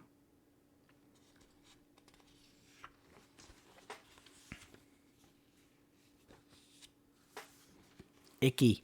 Icky gross.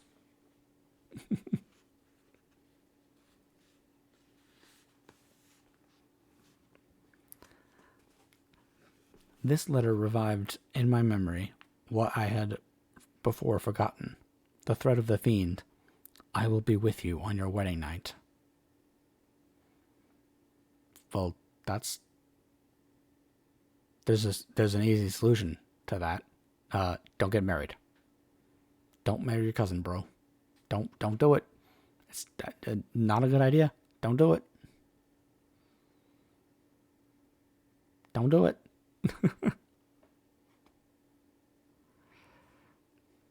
Such was my sentence, and on that night would the daemon employ every art to destroy me, and tear me from the glimpse of happiness which promised partly to console my sufferings.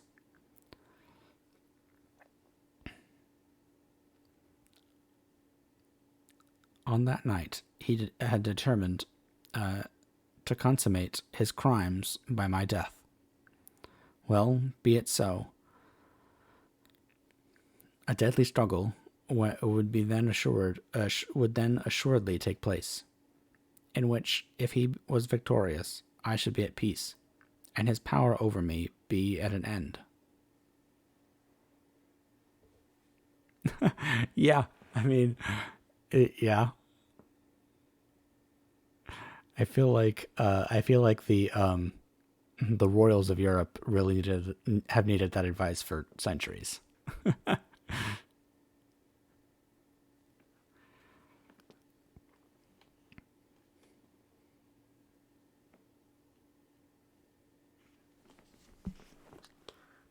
Um,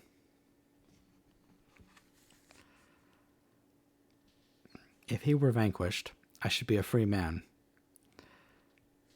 Alas, what freedom! Such as the peasant enjoys when his family have been massacred before his eyes, his cottage burnt, his lands laid waste, and he is turned adrift, homeless, penniless, and alone, but free. Freedom! Such would be my liberty, except that in my Elizabeth I possessed a treasure, alas, balanced by those horrors, remorse, and guilt, which would pursue me until death. Sweet and beloved Elizabeth, I read and reread her letter, and some softened feelings stole into my heart, and dared to whisper, uh,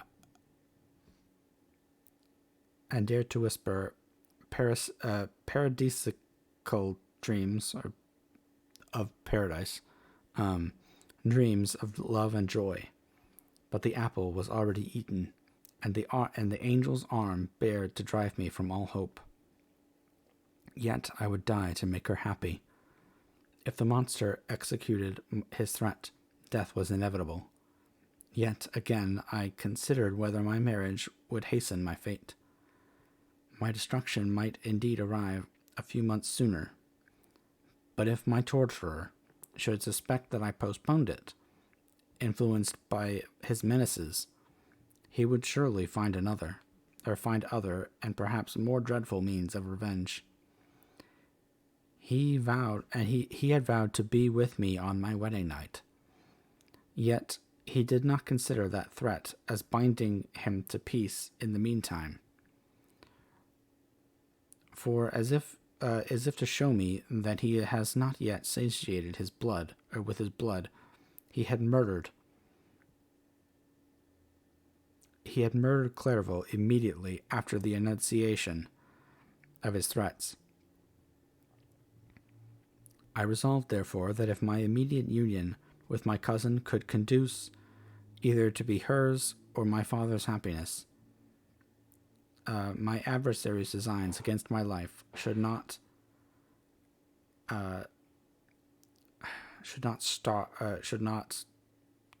slow it a single hour.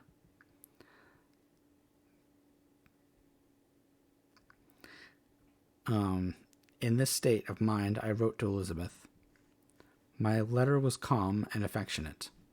I fear, my beloved girl, I said, little happiness remains for us on earth. Yet all that I may one day enjoy is concentered in you. Chase away your idle fears. To you alone do I consecrate my life and my endeavors for contentment. I have one secret, Elizabeth, a dreadful one. When revealed to you, it will chill your frame with horror. And then, far from being surprised at my misery, you will only wonder that I survive what I have endured. I will confide this tale of misery and terror to you the day after our marriage shall take place. For my sweet cousin, there must be perfect confidence between us, but until then, I conjure you, do not mention or allude to it. This I most earnestly entreat, and I know you will comply. I kind of like how just really emo Frankenstein is. He's so emo. And he's so extra.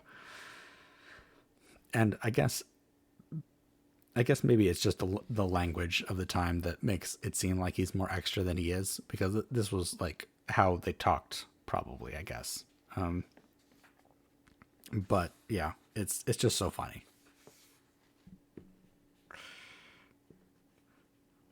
Little happiness remains to us on this earth.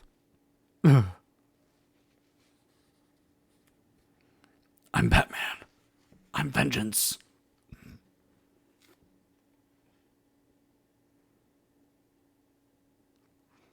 My secret will chill your frame, and you will wonder how I have survived, and it is because I am so strong that I was able to survive and not tell anyone about my secret that is definitely killing people. Ah!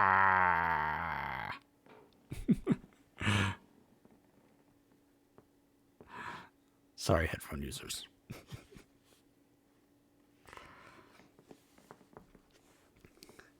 In about a week after the arrival of Elizabeth's letter, we returned to Geneva. My cousin welcomed me with warm affection, yet tears were in her eyes as she beheld my emaciated frame and feverish cheeks. I saw a change in her also. She was thinner and had lost much of that heavenly vivacity that had before charmed me. But her gentleness and soft looks of compassion made her a more fit companion for one blasted and miserable as I was. So he hasn't seen her in a while, and his first thought of about her is that she's just not as hot as she used to be.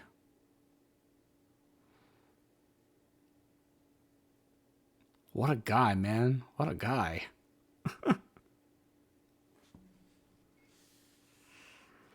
The tranquility which I now enjoyed did not endure. Memory brought madness with it. And when I thought on what had passed, a real insanity possessed me. Sometimes I was furious, burnt with rage, sometimes low and despondent. I neither spoke nor looked, but sat motionless, bewildered by the multitude of miseries that overcame me. Elizabeth alone had the power to draw me from these fits. Her gentle voice would soothe me when transported by passion, and inspire me with human feelings when sunk in torpor. She wept with me and for me. When reason returned, she would remonstrate, and endeavor to inspire me with resignation. Ah, it is well for the unfortunate to be resigned, but for the guilty there is no peace. The agonies of remorse poison the luxury there is otherwise sometimes found in indulging the excess of grief. So after my arrival, my father spoke of my immediate marriage with my cousin. I remained silent. Have you then some other attachment? None on earth. I love Elizabeth and look forward to our union with delight. Let the day therefore be fixed, and on it I will consecrate myself in life or death to the happiness of my cousin.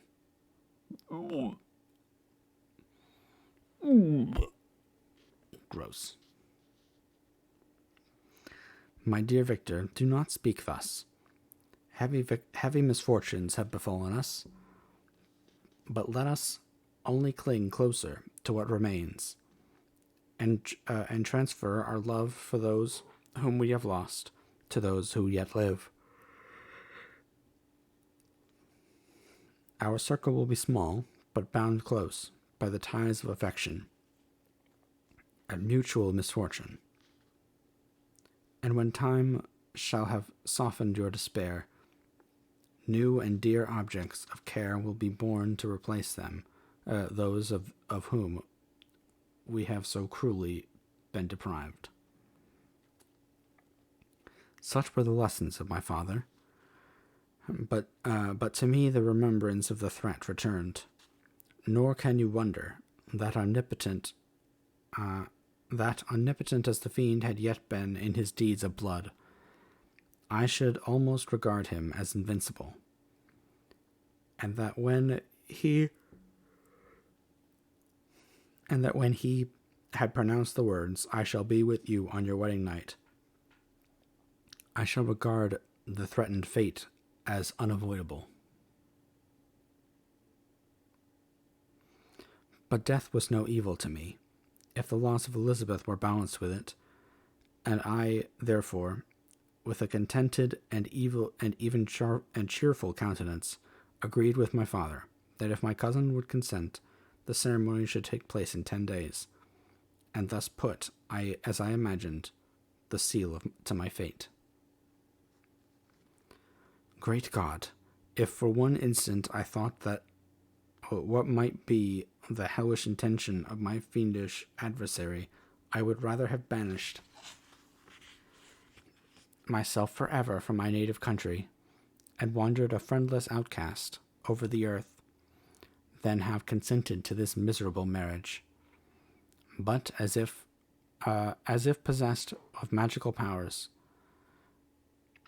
the monster had blinded me to his real intentions, and when I thought that I had prepared only for my own death, I hastened that of a far dearer victim. As the period fixed for our marriage drew nearer, whether from cowardice or a prophetic feeling, I felt my heart sink within me, and I concealed my feelings by an appearance of hilarity that brought smiles and joy to the countenance of my father, but hardly deceived the ever-watchful and nicer eye of Elizabeth.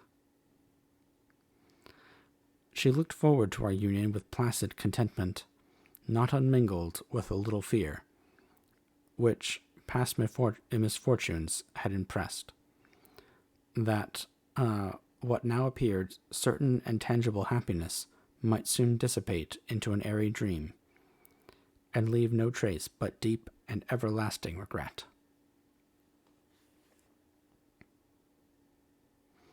Preparations were made for the event. Congratulatory visits were received, and all wore a smiling appearance. I shut up as well as I could in my own heart the anxiety that preyed there, and entered with seeming earnestness into the plans of my father, although they might only serve as the decorations of my tragedy. A house was purchased for us near Colony? I don't know how to pronounce that city's name. By which we should enjoy the pleasures of the country, and yet be so near Geneva as to see my father every day, who would still reside within the walls for the benefit of Ernest, that he might follow his studies at the schools. In the meantime, I took every precaution to defend my person, in case the fiend should openly attack me. I carried pistols and a dagger constantly about me, and was ever on the watch to prevent artifice,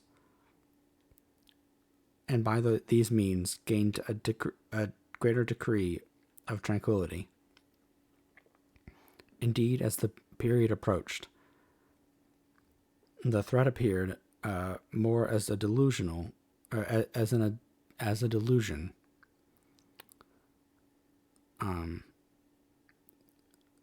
not to be regarded as worthy to disturb my peace, while the happiness I hoped for in my marriage wore a greater appearance of certainty, as the day fixed for its solemnization drew nearer, and I heard it continually spoken of as an occurrence which no accident could possibly prevent.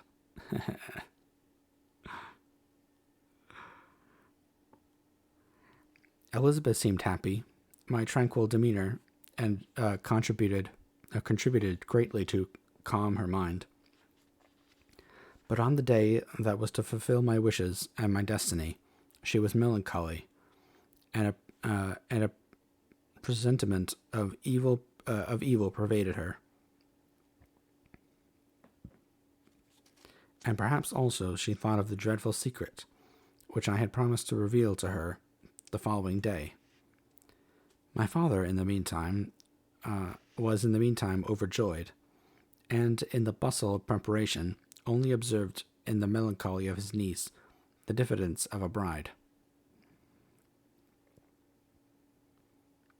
After the ceremony was performed, a large party assembled at my father's, but it was agreed that Elizabeth and I should pass the afternoon and night at Evian, and return to Cologne the next morning. As the day was fair, and the wind favorable, we resolved to go by water. Those were the last moments of my life during which I enjoyed the feelings of happiness. We passed rapidly along. The sun was hot, but we were sheltered from its rays by a kind of canopy, while we enjoyed the beauty of the scene, sometimes on one side of the lake, where we saw Mont Salive, the pleasant banks of the Montalegre, at a distance surmounting all, the beauty of Mont Blanc, and the assemblage of snowy mountains that in vain endeavored to emulate her. Sometimes coasting the opposite banks, we saw the mighty Jura, opposing its dark side to the ambition that would quit its native country, and an almost insurmountable barrier to the invader who should wish to enslave it. I took the hand of Elizabeth. You are sorrowful, my love. If you knew what I have suffered, and what I may yet endure, you would endeavor to let me taste the quiet and freedom from despair that this one day at least permits me to enjoy. Wow. I forgot how much of a dick Victor is to Elizabeth in this scene.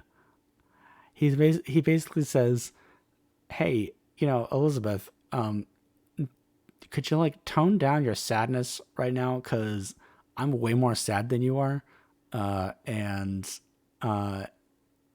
you're kind of chilling. You're kind of cramping my style, killing my vibe here. Because I'm the one who's sad, and if you're sad, then I can't possibly be happy. So you should be happy." Wow.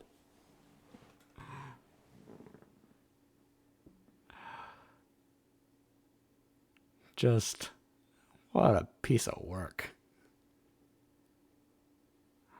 And he still hasn't told anyone. Wow. Yeah, he goes full emo teenager. Exactly. And then of course she goes on to try and comfort him because and also yeah, exactly. You can't be as sad as me. I'm the saddest one here. No. Nobody knows my pain. He's basically gone and done Harry Potter and the Order of the Phoenix in this one scene. Well, throughout most of the book, he's pretty sad, but of course, she goes to comfort him. But Victor, my dude, you gave her the ultimate in terrible we need to have a talk response sentence in in one of your letter that you sent her, and it's been weeks and you haven't told her your secret, and You told her that it's like this terrible, terrible secret that, and for all she knows, it could be that you are a monster, a monstrous murderer. And you're surprised that she's not totally cool and happy and tranquil around you. Like, my dude, have some self-awareness, or have some awareness of your surroundings. That's like saying, "Hey, we need to talk about something," and then waiting 3 weeks and not telling the person anything about what you need to talk about is. And honestly, it's even worse because he doesn't tell her nothing. He tells her that specifically what he wants to tell her is going to make her think he's detestable and hateful. So, like, wow.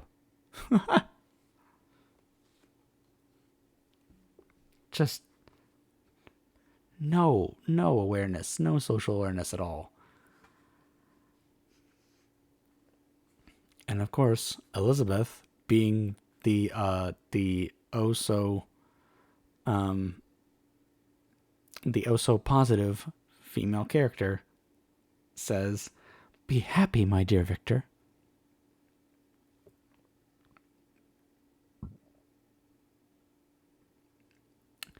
"Be happy, my dear Victor," replied Elizabeth.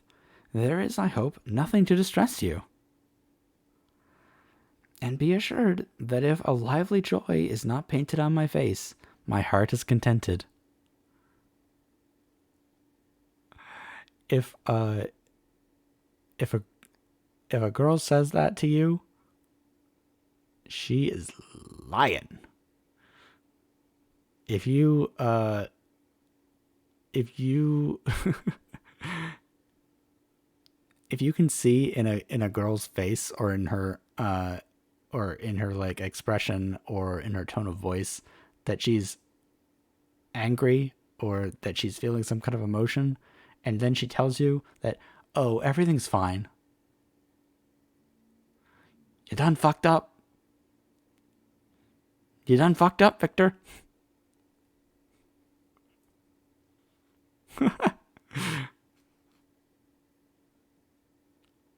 You should tell her right now. Just, my dude, no.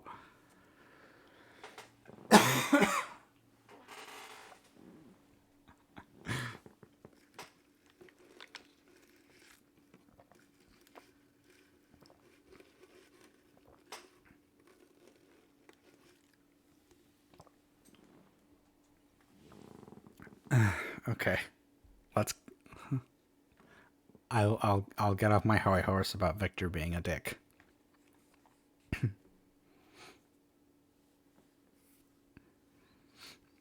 um,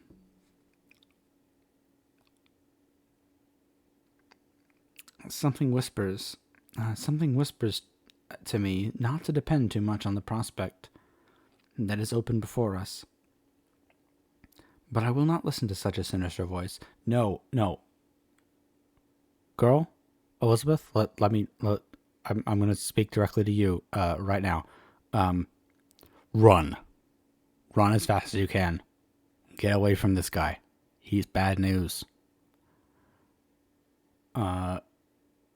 Follow your instincts. Follow your instincts. They are not lying to you.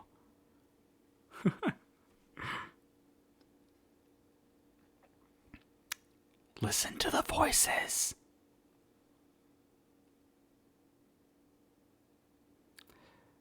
Observe how fast we move along, and how the clouds, which sometimes obscure and sometimes rise above the dome of Mont Blanc, render the scene of beauty still more interesting. Look also at the innumerable fish that are swimming in the clear waters, where we can distinguish every pebble that lies at the bottom. What a divine day! How happy and serene all nature appears. It's a lie. It's all a lie. Nature is lulling you into a false sense of security. Thus Elizabeth endeavored to divert her thoughts and mine from all reflection upon melancholy subjects.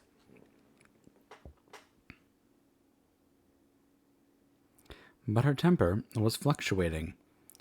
Joy for a few instance shone in her eyes, but continually gave place to distraction and reverie. The sun sank lower in the heavens. We passed the river Drance and observed its path through the chasms of the higher and the glens of the lower hills. The Alps were here came close to the lake, and we approached the amphitheater of mountains which formed its eastern boundary. The spire of Evian shone under the woods that surrounded it, and the range of mountain above mountain by which it was overhung. The wind which had hitherto carried us along with amazing rapidity sunk at sunset to a light breeze. The soft air just ruffled the water and caused a pleasant motion among the trees as we approached the shore, from which it wafted the most delightful scent of flowers and hay. The sun sunk beneath the horizon as we landed, and as I touched the shore, I felt those cares and fears revive, which soon were to clasp me and cling to me forever. Anyone else getting real vibes about oh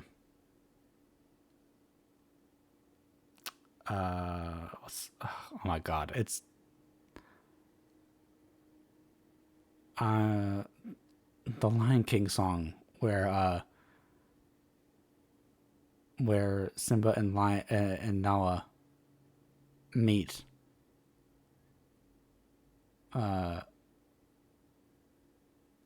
Love in the Air Tonight, I think. I'm just getting like real Lion King vibes from this whole thing.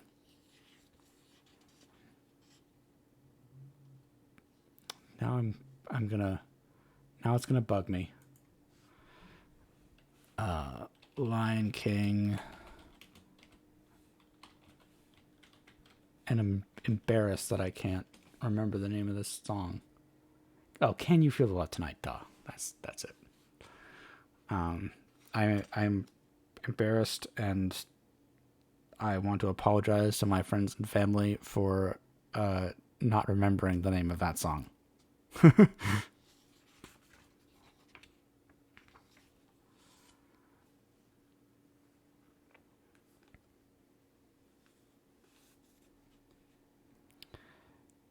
Chapter 6. It was 8 o'clock when we landed.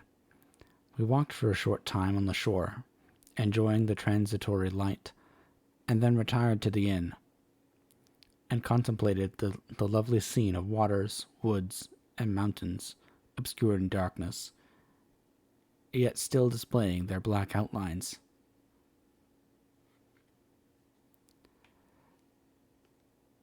The wind, which had fallen in the south, now rose with great violence in the west.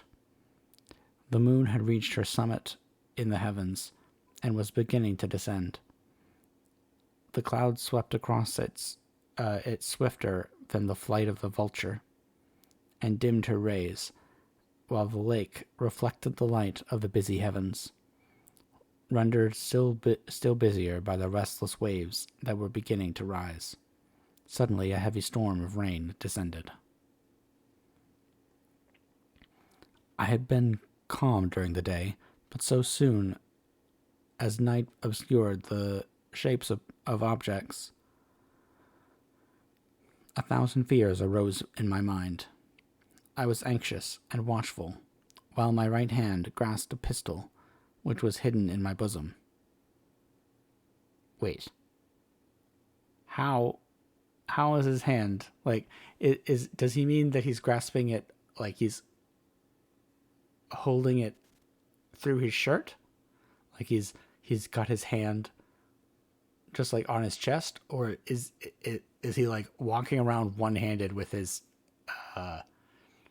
arm like retreated inside of his shirt, not outside of his sleeve or in his sleeve, just like holding his gun.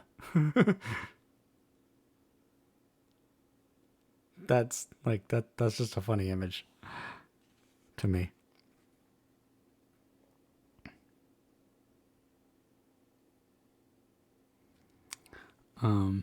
Every sound terrified me, but I resolved that I would sell my life dearly and not relax the impending the impending conflict until my own life or that of my adversary was extinguished.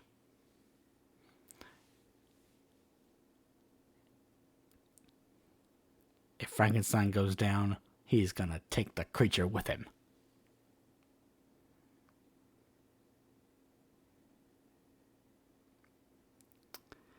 Elizabeth observed my agitation for some time in timid and fearful silence.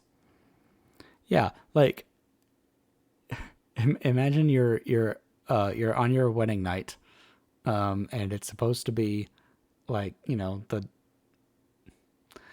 night when you consummate your marriage, and the guy that you're and your new spouse is just like clutching a gun the entire time you're at this lovely cabin that you've bought. That just like that just screams comfort and a happy wedding night. Poor Elizabeth. Good lord.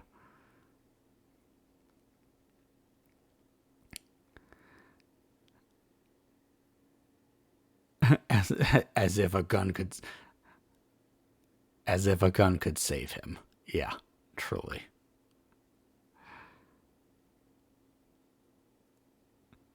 Yeah, I don't know what would stop the creature.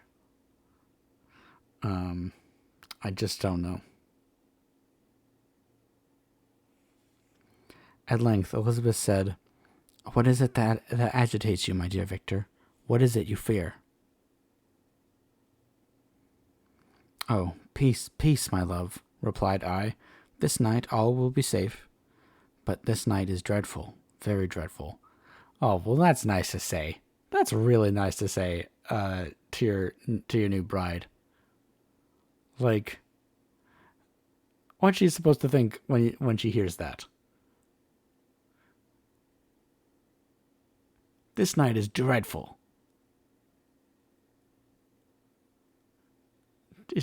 She's not supposed to be like, well, is is it being with me that's dreadful, or is it like what is so awful about tonight and being with me? Why did you marry me? If you thought if on your wedding night you said that being with me is awful, like, Victor, ah, makes me Madge. Madge.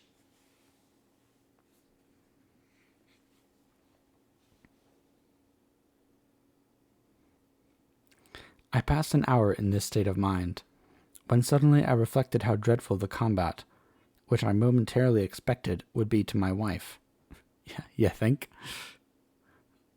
And I earnestly entreated her to retire, resolving not to join her until I had obtained some knowledge as to the situation of my enemy.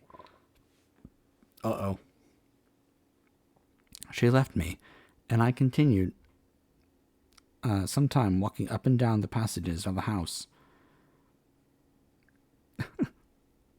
So, in an effort to save her, he sends her away so that he can like wander the house alone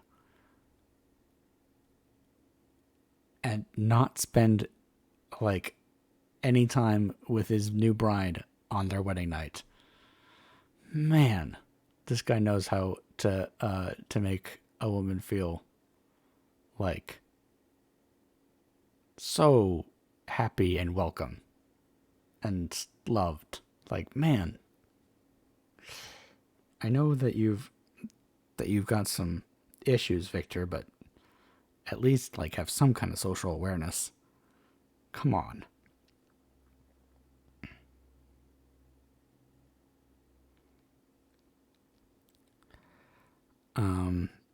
I continued some time walking up and down the passages of the house and inspecting every quarter or corner that might afford a retreat to my adversary.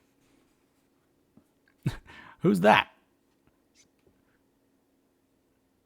Like, not that not that as a VTuber I know anything about social awareness, but holy crap. Victor, take some classes. Take some classes, man.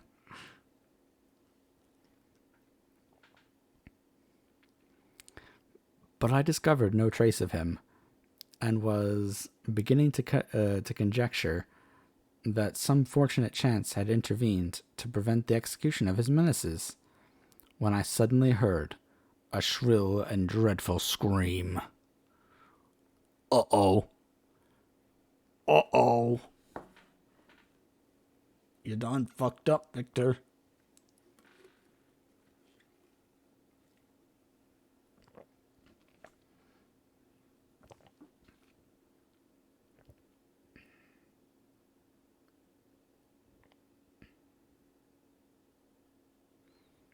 Oh no.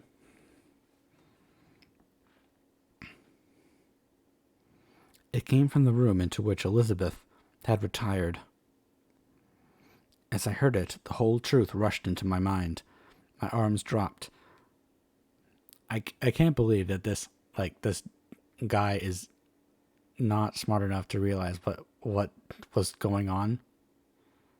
Like, Victor, you're a dumbass.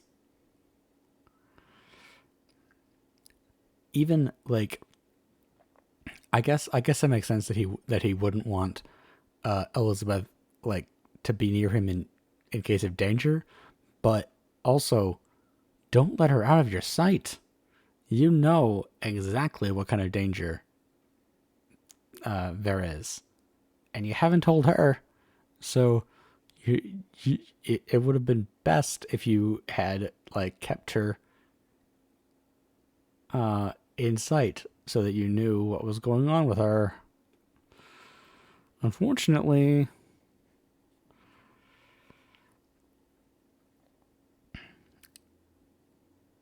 as I heard it, the whole truth rushed into my mind. Oh, thank you for the hydrate redeem, Zelane.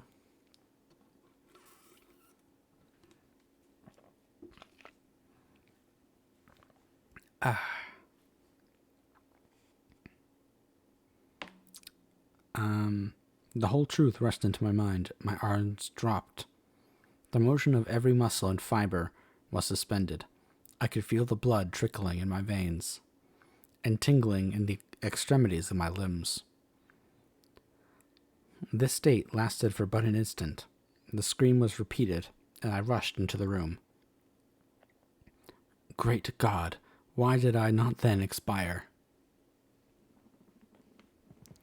Why am I here to relate the destruction of the best hope?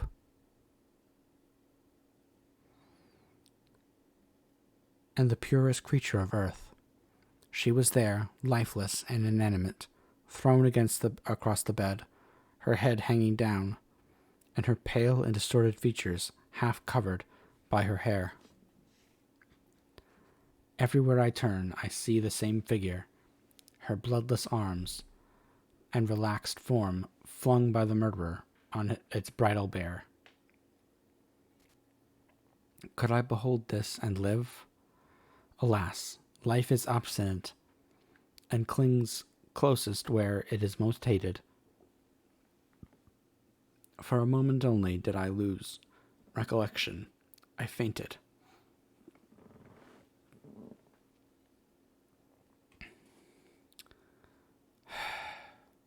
Can I get some F's in the chat for Elizabeth?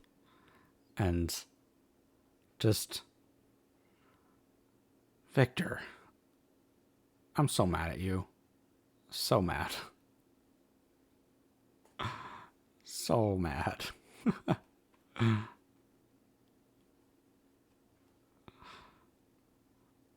Elizabeth didn't deserve this. Definitely didn't deserve this.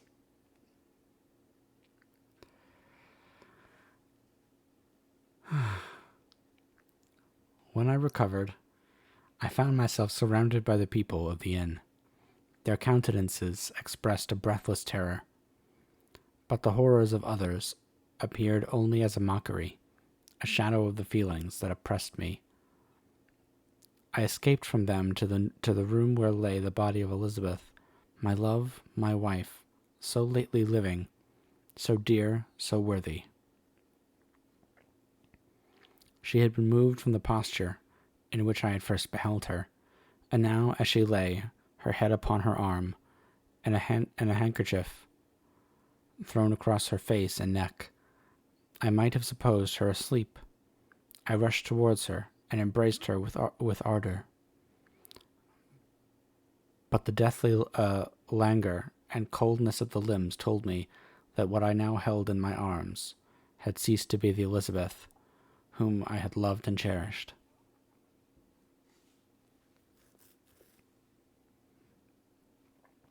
The murderous mark of the fiend's grasp was on her neck, and the breath had ceased to issue from her lips. While I still hung over her in the agony of despair, I happened to look up. The windows of the room had before been darkened, and I felt a kind of panic on seeing the pale yellow light of the moon illuminate the chamber. The shutters had been thrown back, and with a sensation of horror not to be described, I saw at the open window a figure the most hideous and abhorred. A grin was on the face of the monster. He seemed to jeer, as with his fiendish finger he pointed towards the corpse of my wife. I rushed towards the window, and drawing a pistol from my bosom, shot. But he eluded me, leaped from his station, and running with the swiftness of lightning, plunged into the lake.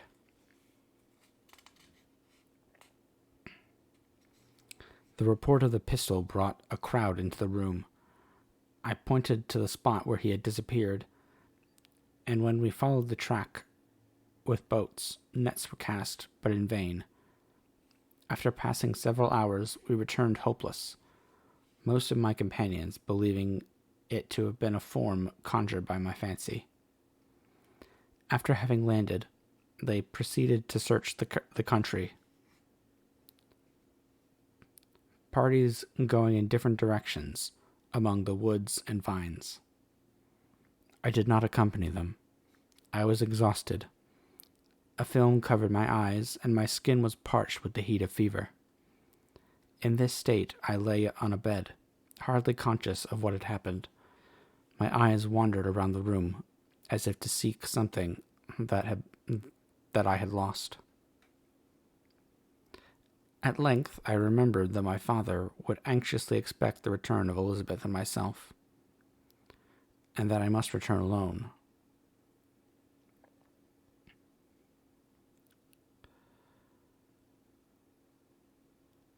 This reflection brought tears to my eyes, and I wept for a long time, but my thoughts rambled to various subjects, reflecting on my misfortunes and their cause.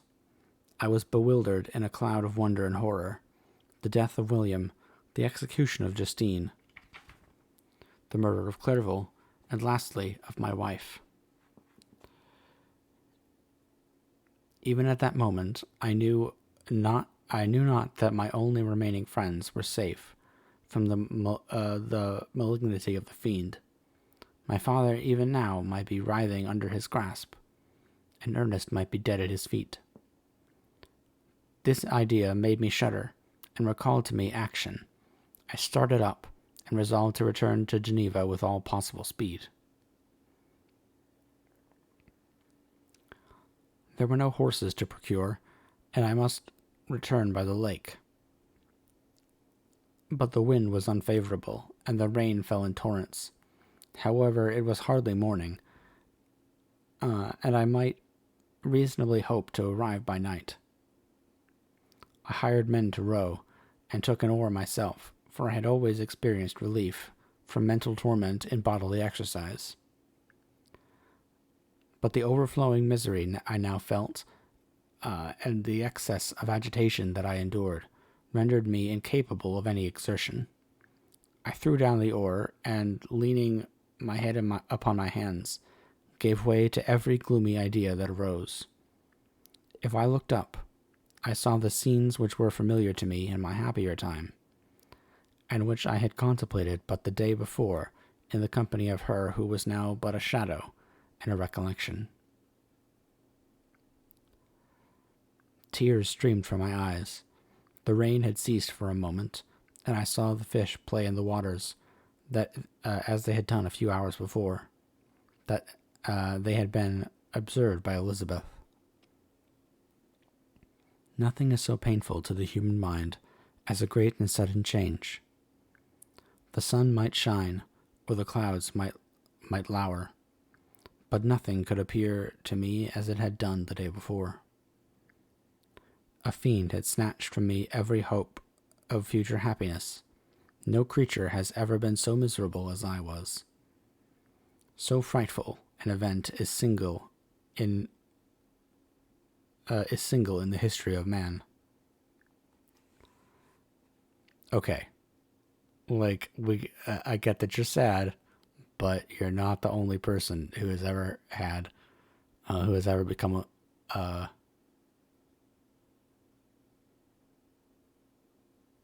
wait. What's the term for a male widow? Is that is it actually just widow, or is that I don't know. But you're not the only person to have a spouse die suddenly, Victor. Just a widower? Okay. Thank you. I just had a thought.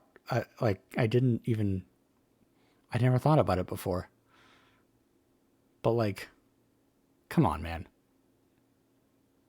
You're so extra. You're so extra, Victor Frankenstein.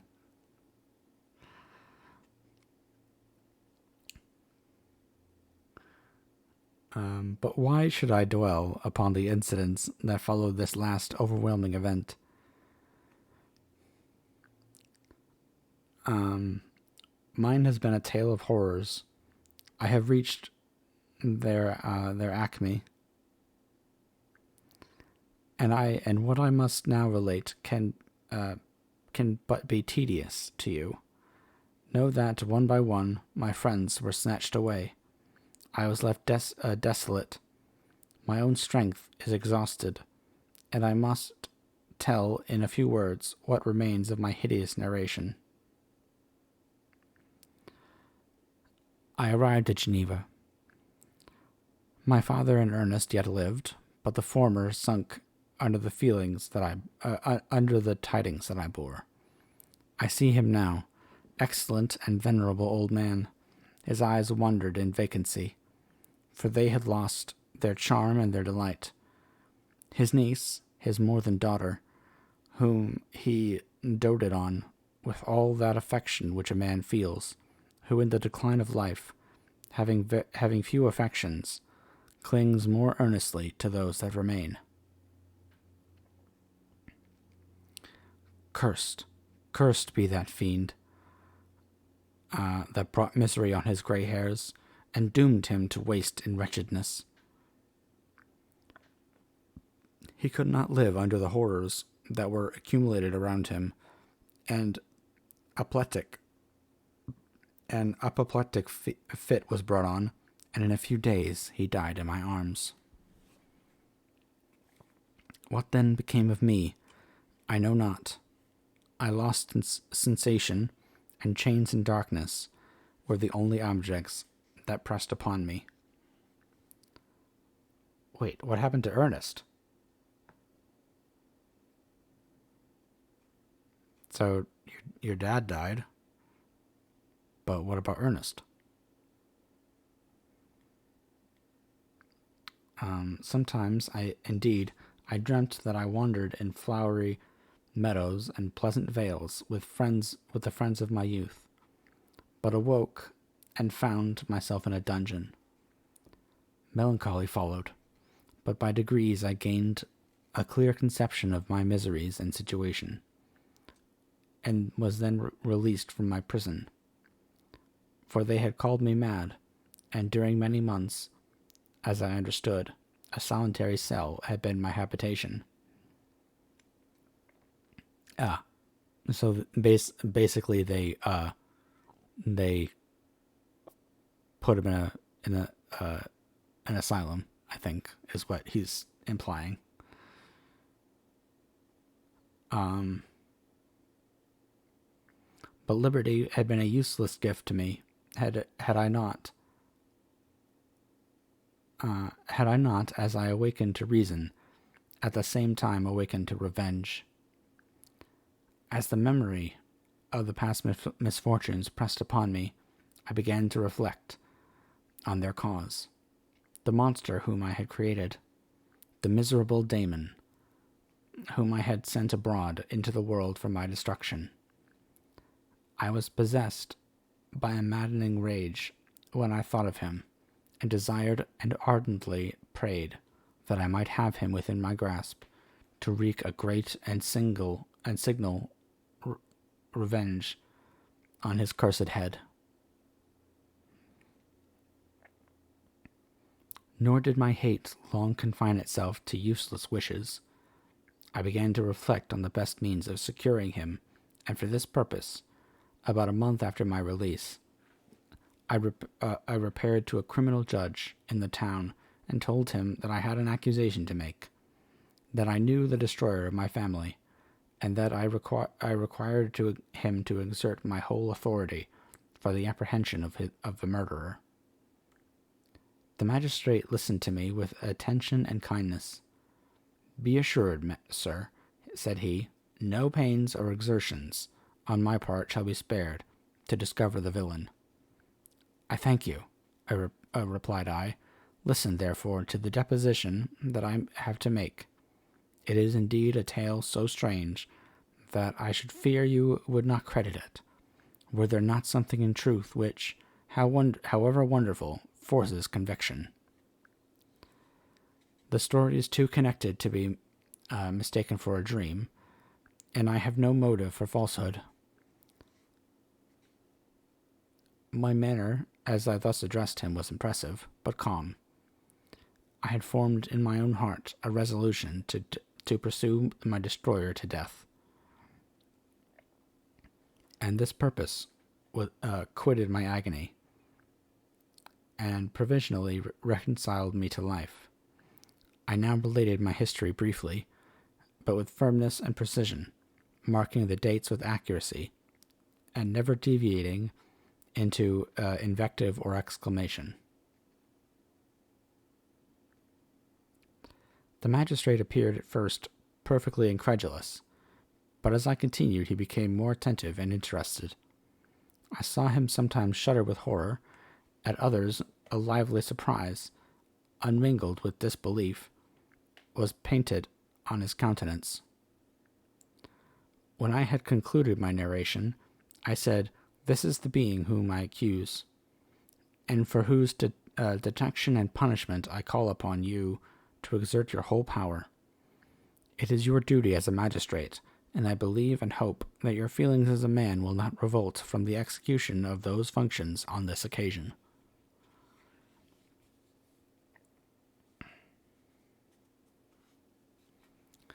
This address caused considerable change in the physiognomy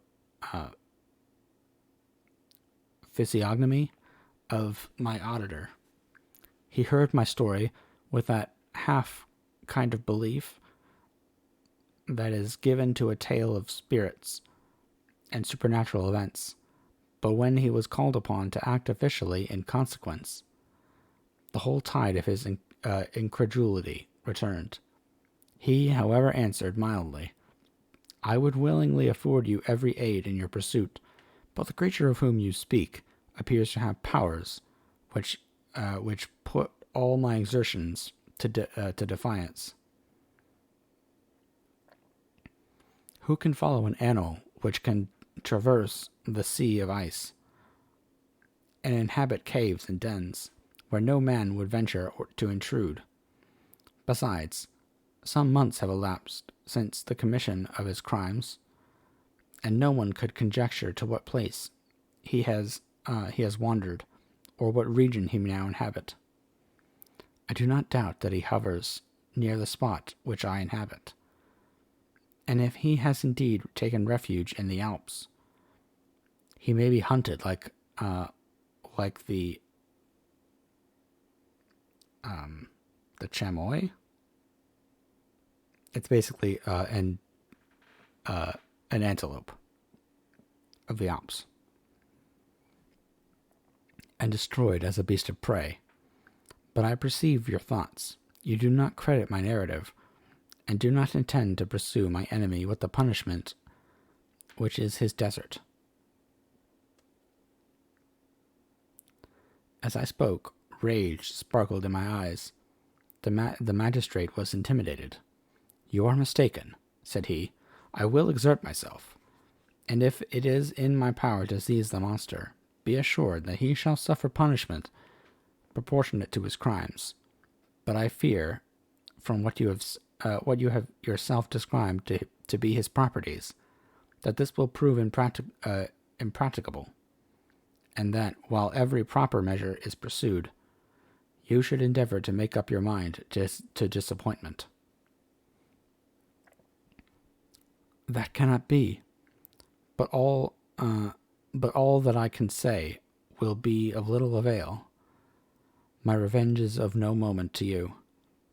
While I allow it to be a vice, I confess that it is the devouring and only passion of my soul.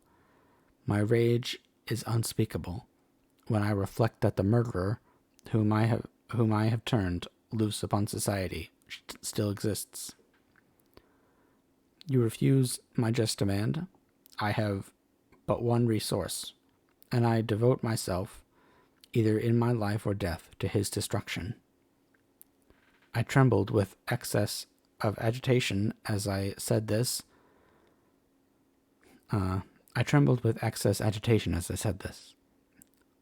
There was a frenzy in my manner, and something, I doubt not, of that haughty fierceness which the martyrs of old are said to have possessed. But to a Genevan magistrate, whose mind was occupied by far other ideas than those of devotion and heroism. Wow, what a burn. This elevation of mind had much the appearance of madness. He endeavored to soothe me as a nurse does a child, and reverted to my tale as the effects of delirium. "Man," I cried, "how ignorant art thou in thy pride of wisdom! Cease! You know not what it is you say." I broke from the house angry and disturbed, and retired to meditate on some other mode of action.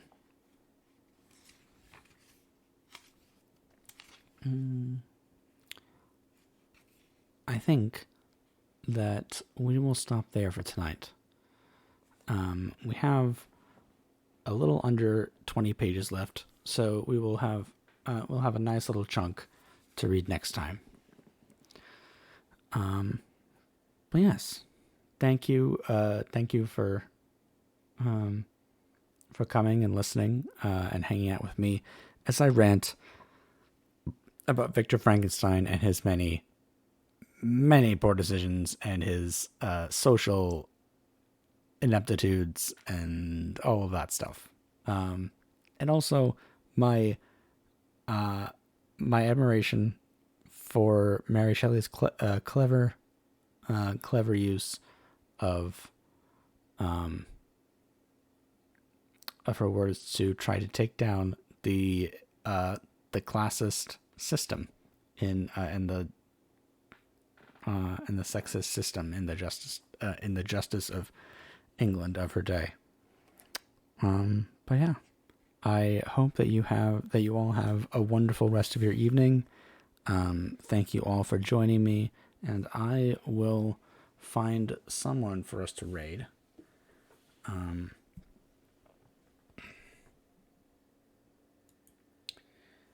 Let's see who's online.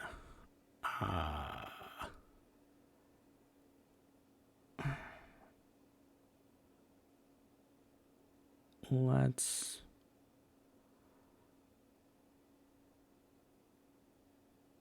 let us raid. Obviously, we have to do Emrys.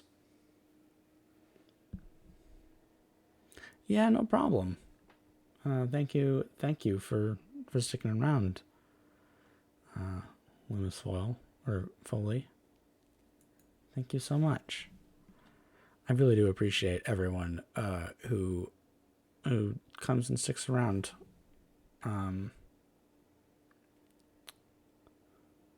And let us raid. Obviously, it's become a tradition for us to, at the end of the night, raid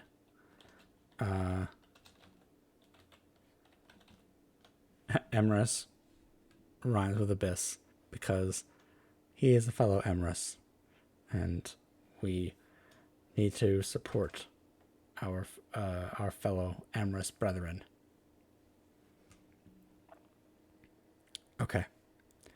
Well, I will see you guys later. I don't have any other streams planned right now for this week. I'm gonna be kind of busy over the next few days, but if you follow me on Twitter, I will definitely let you know if I'm going to be streaming in the next few days. Have a good night, guys. Good night.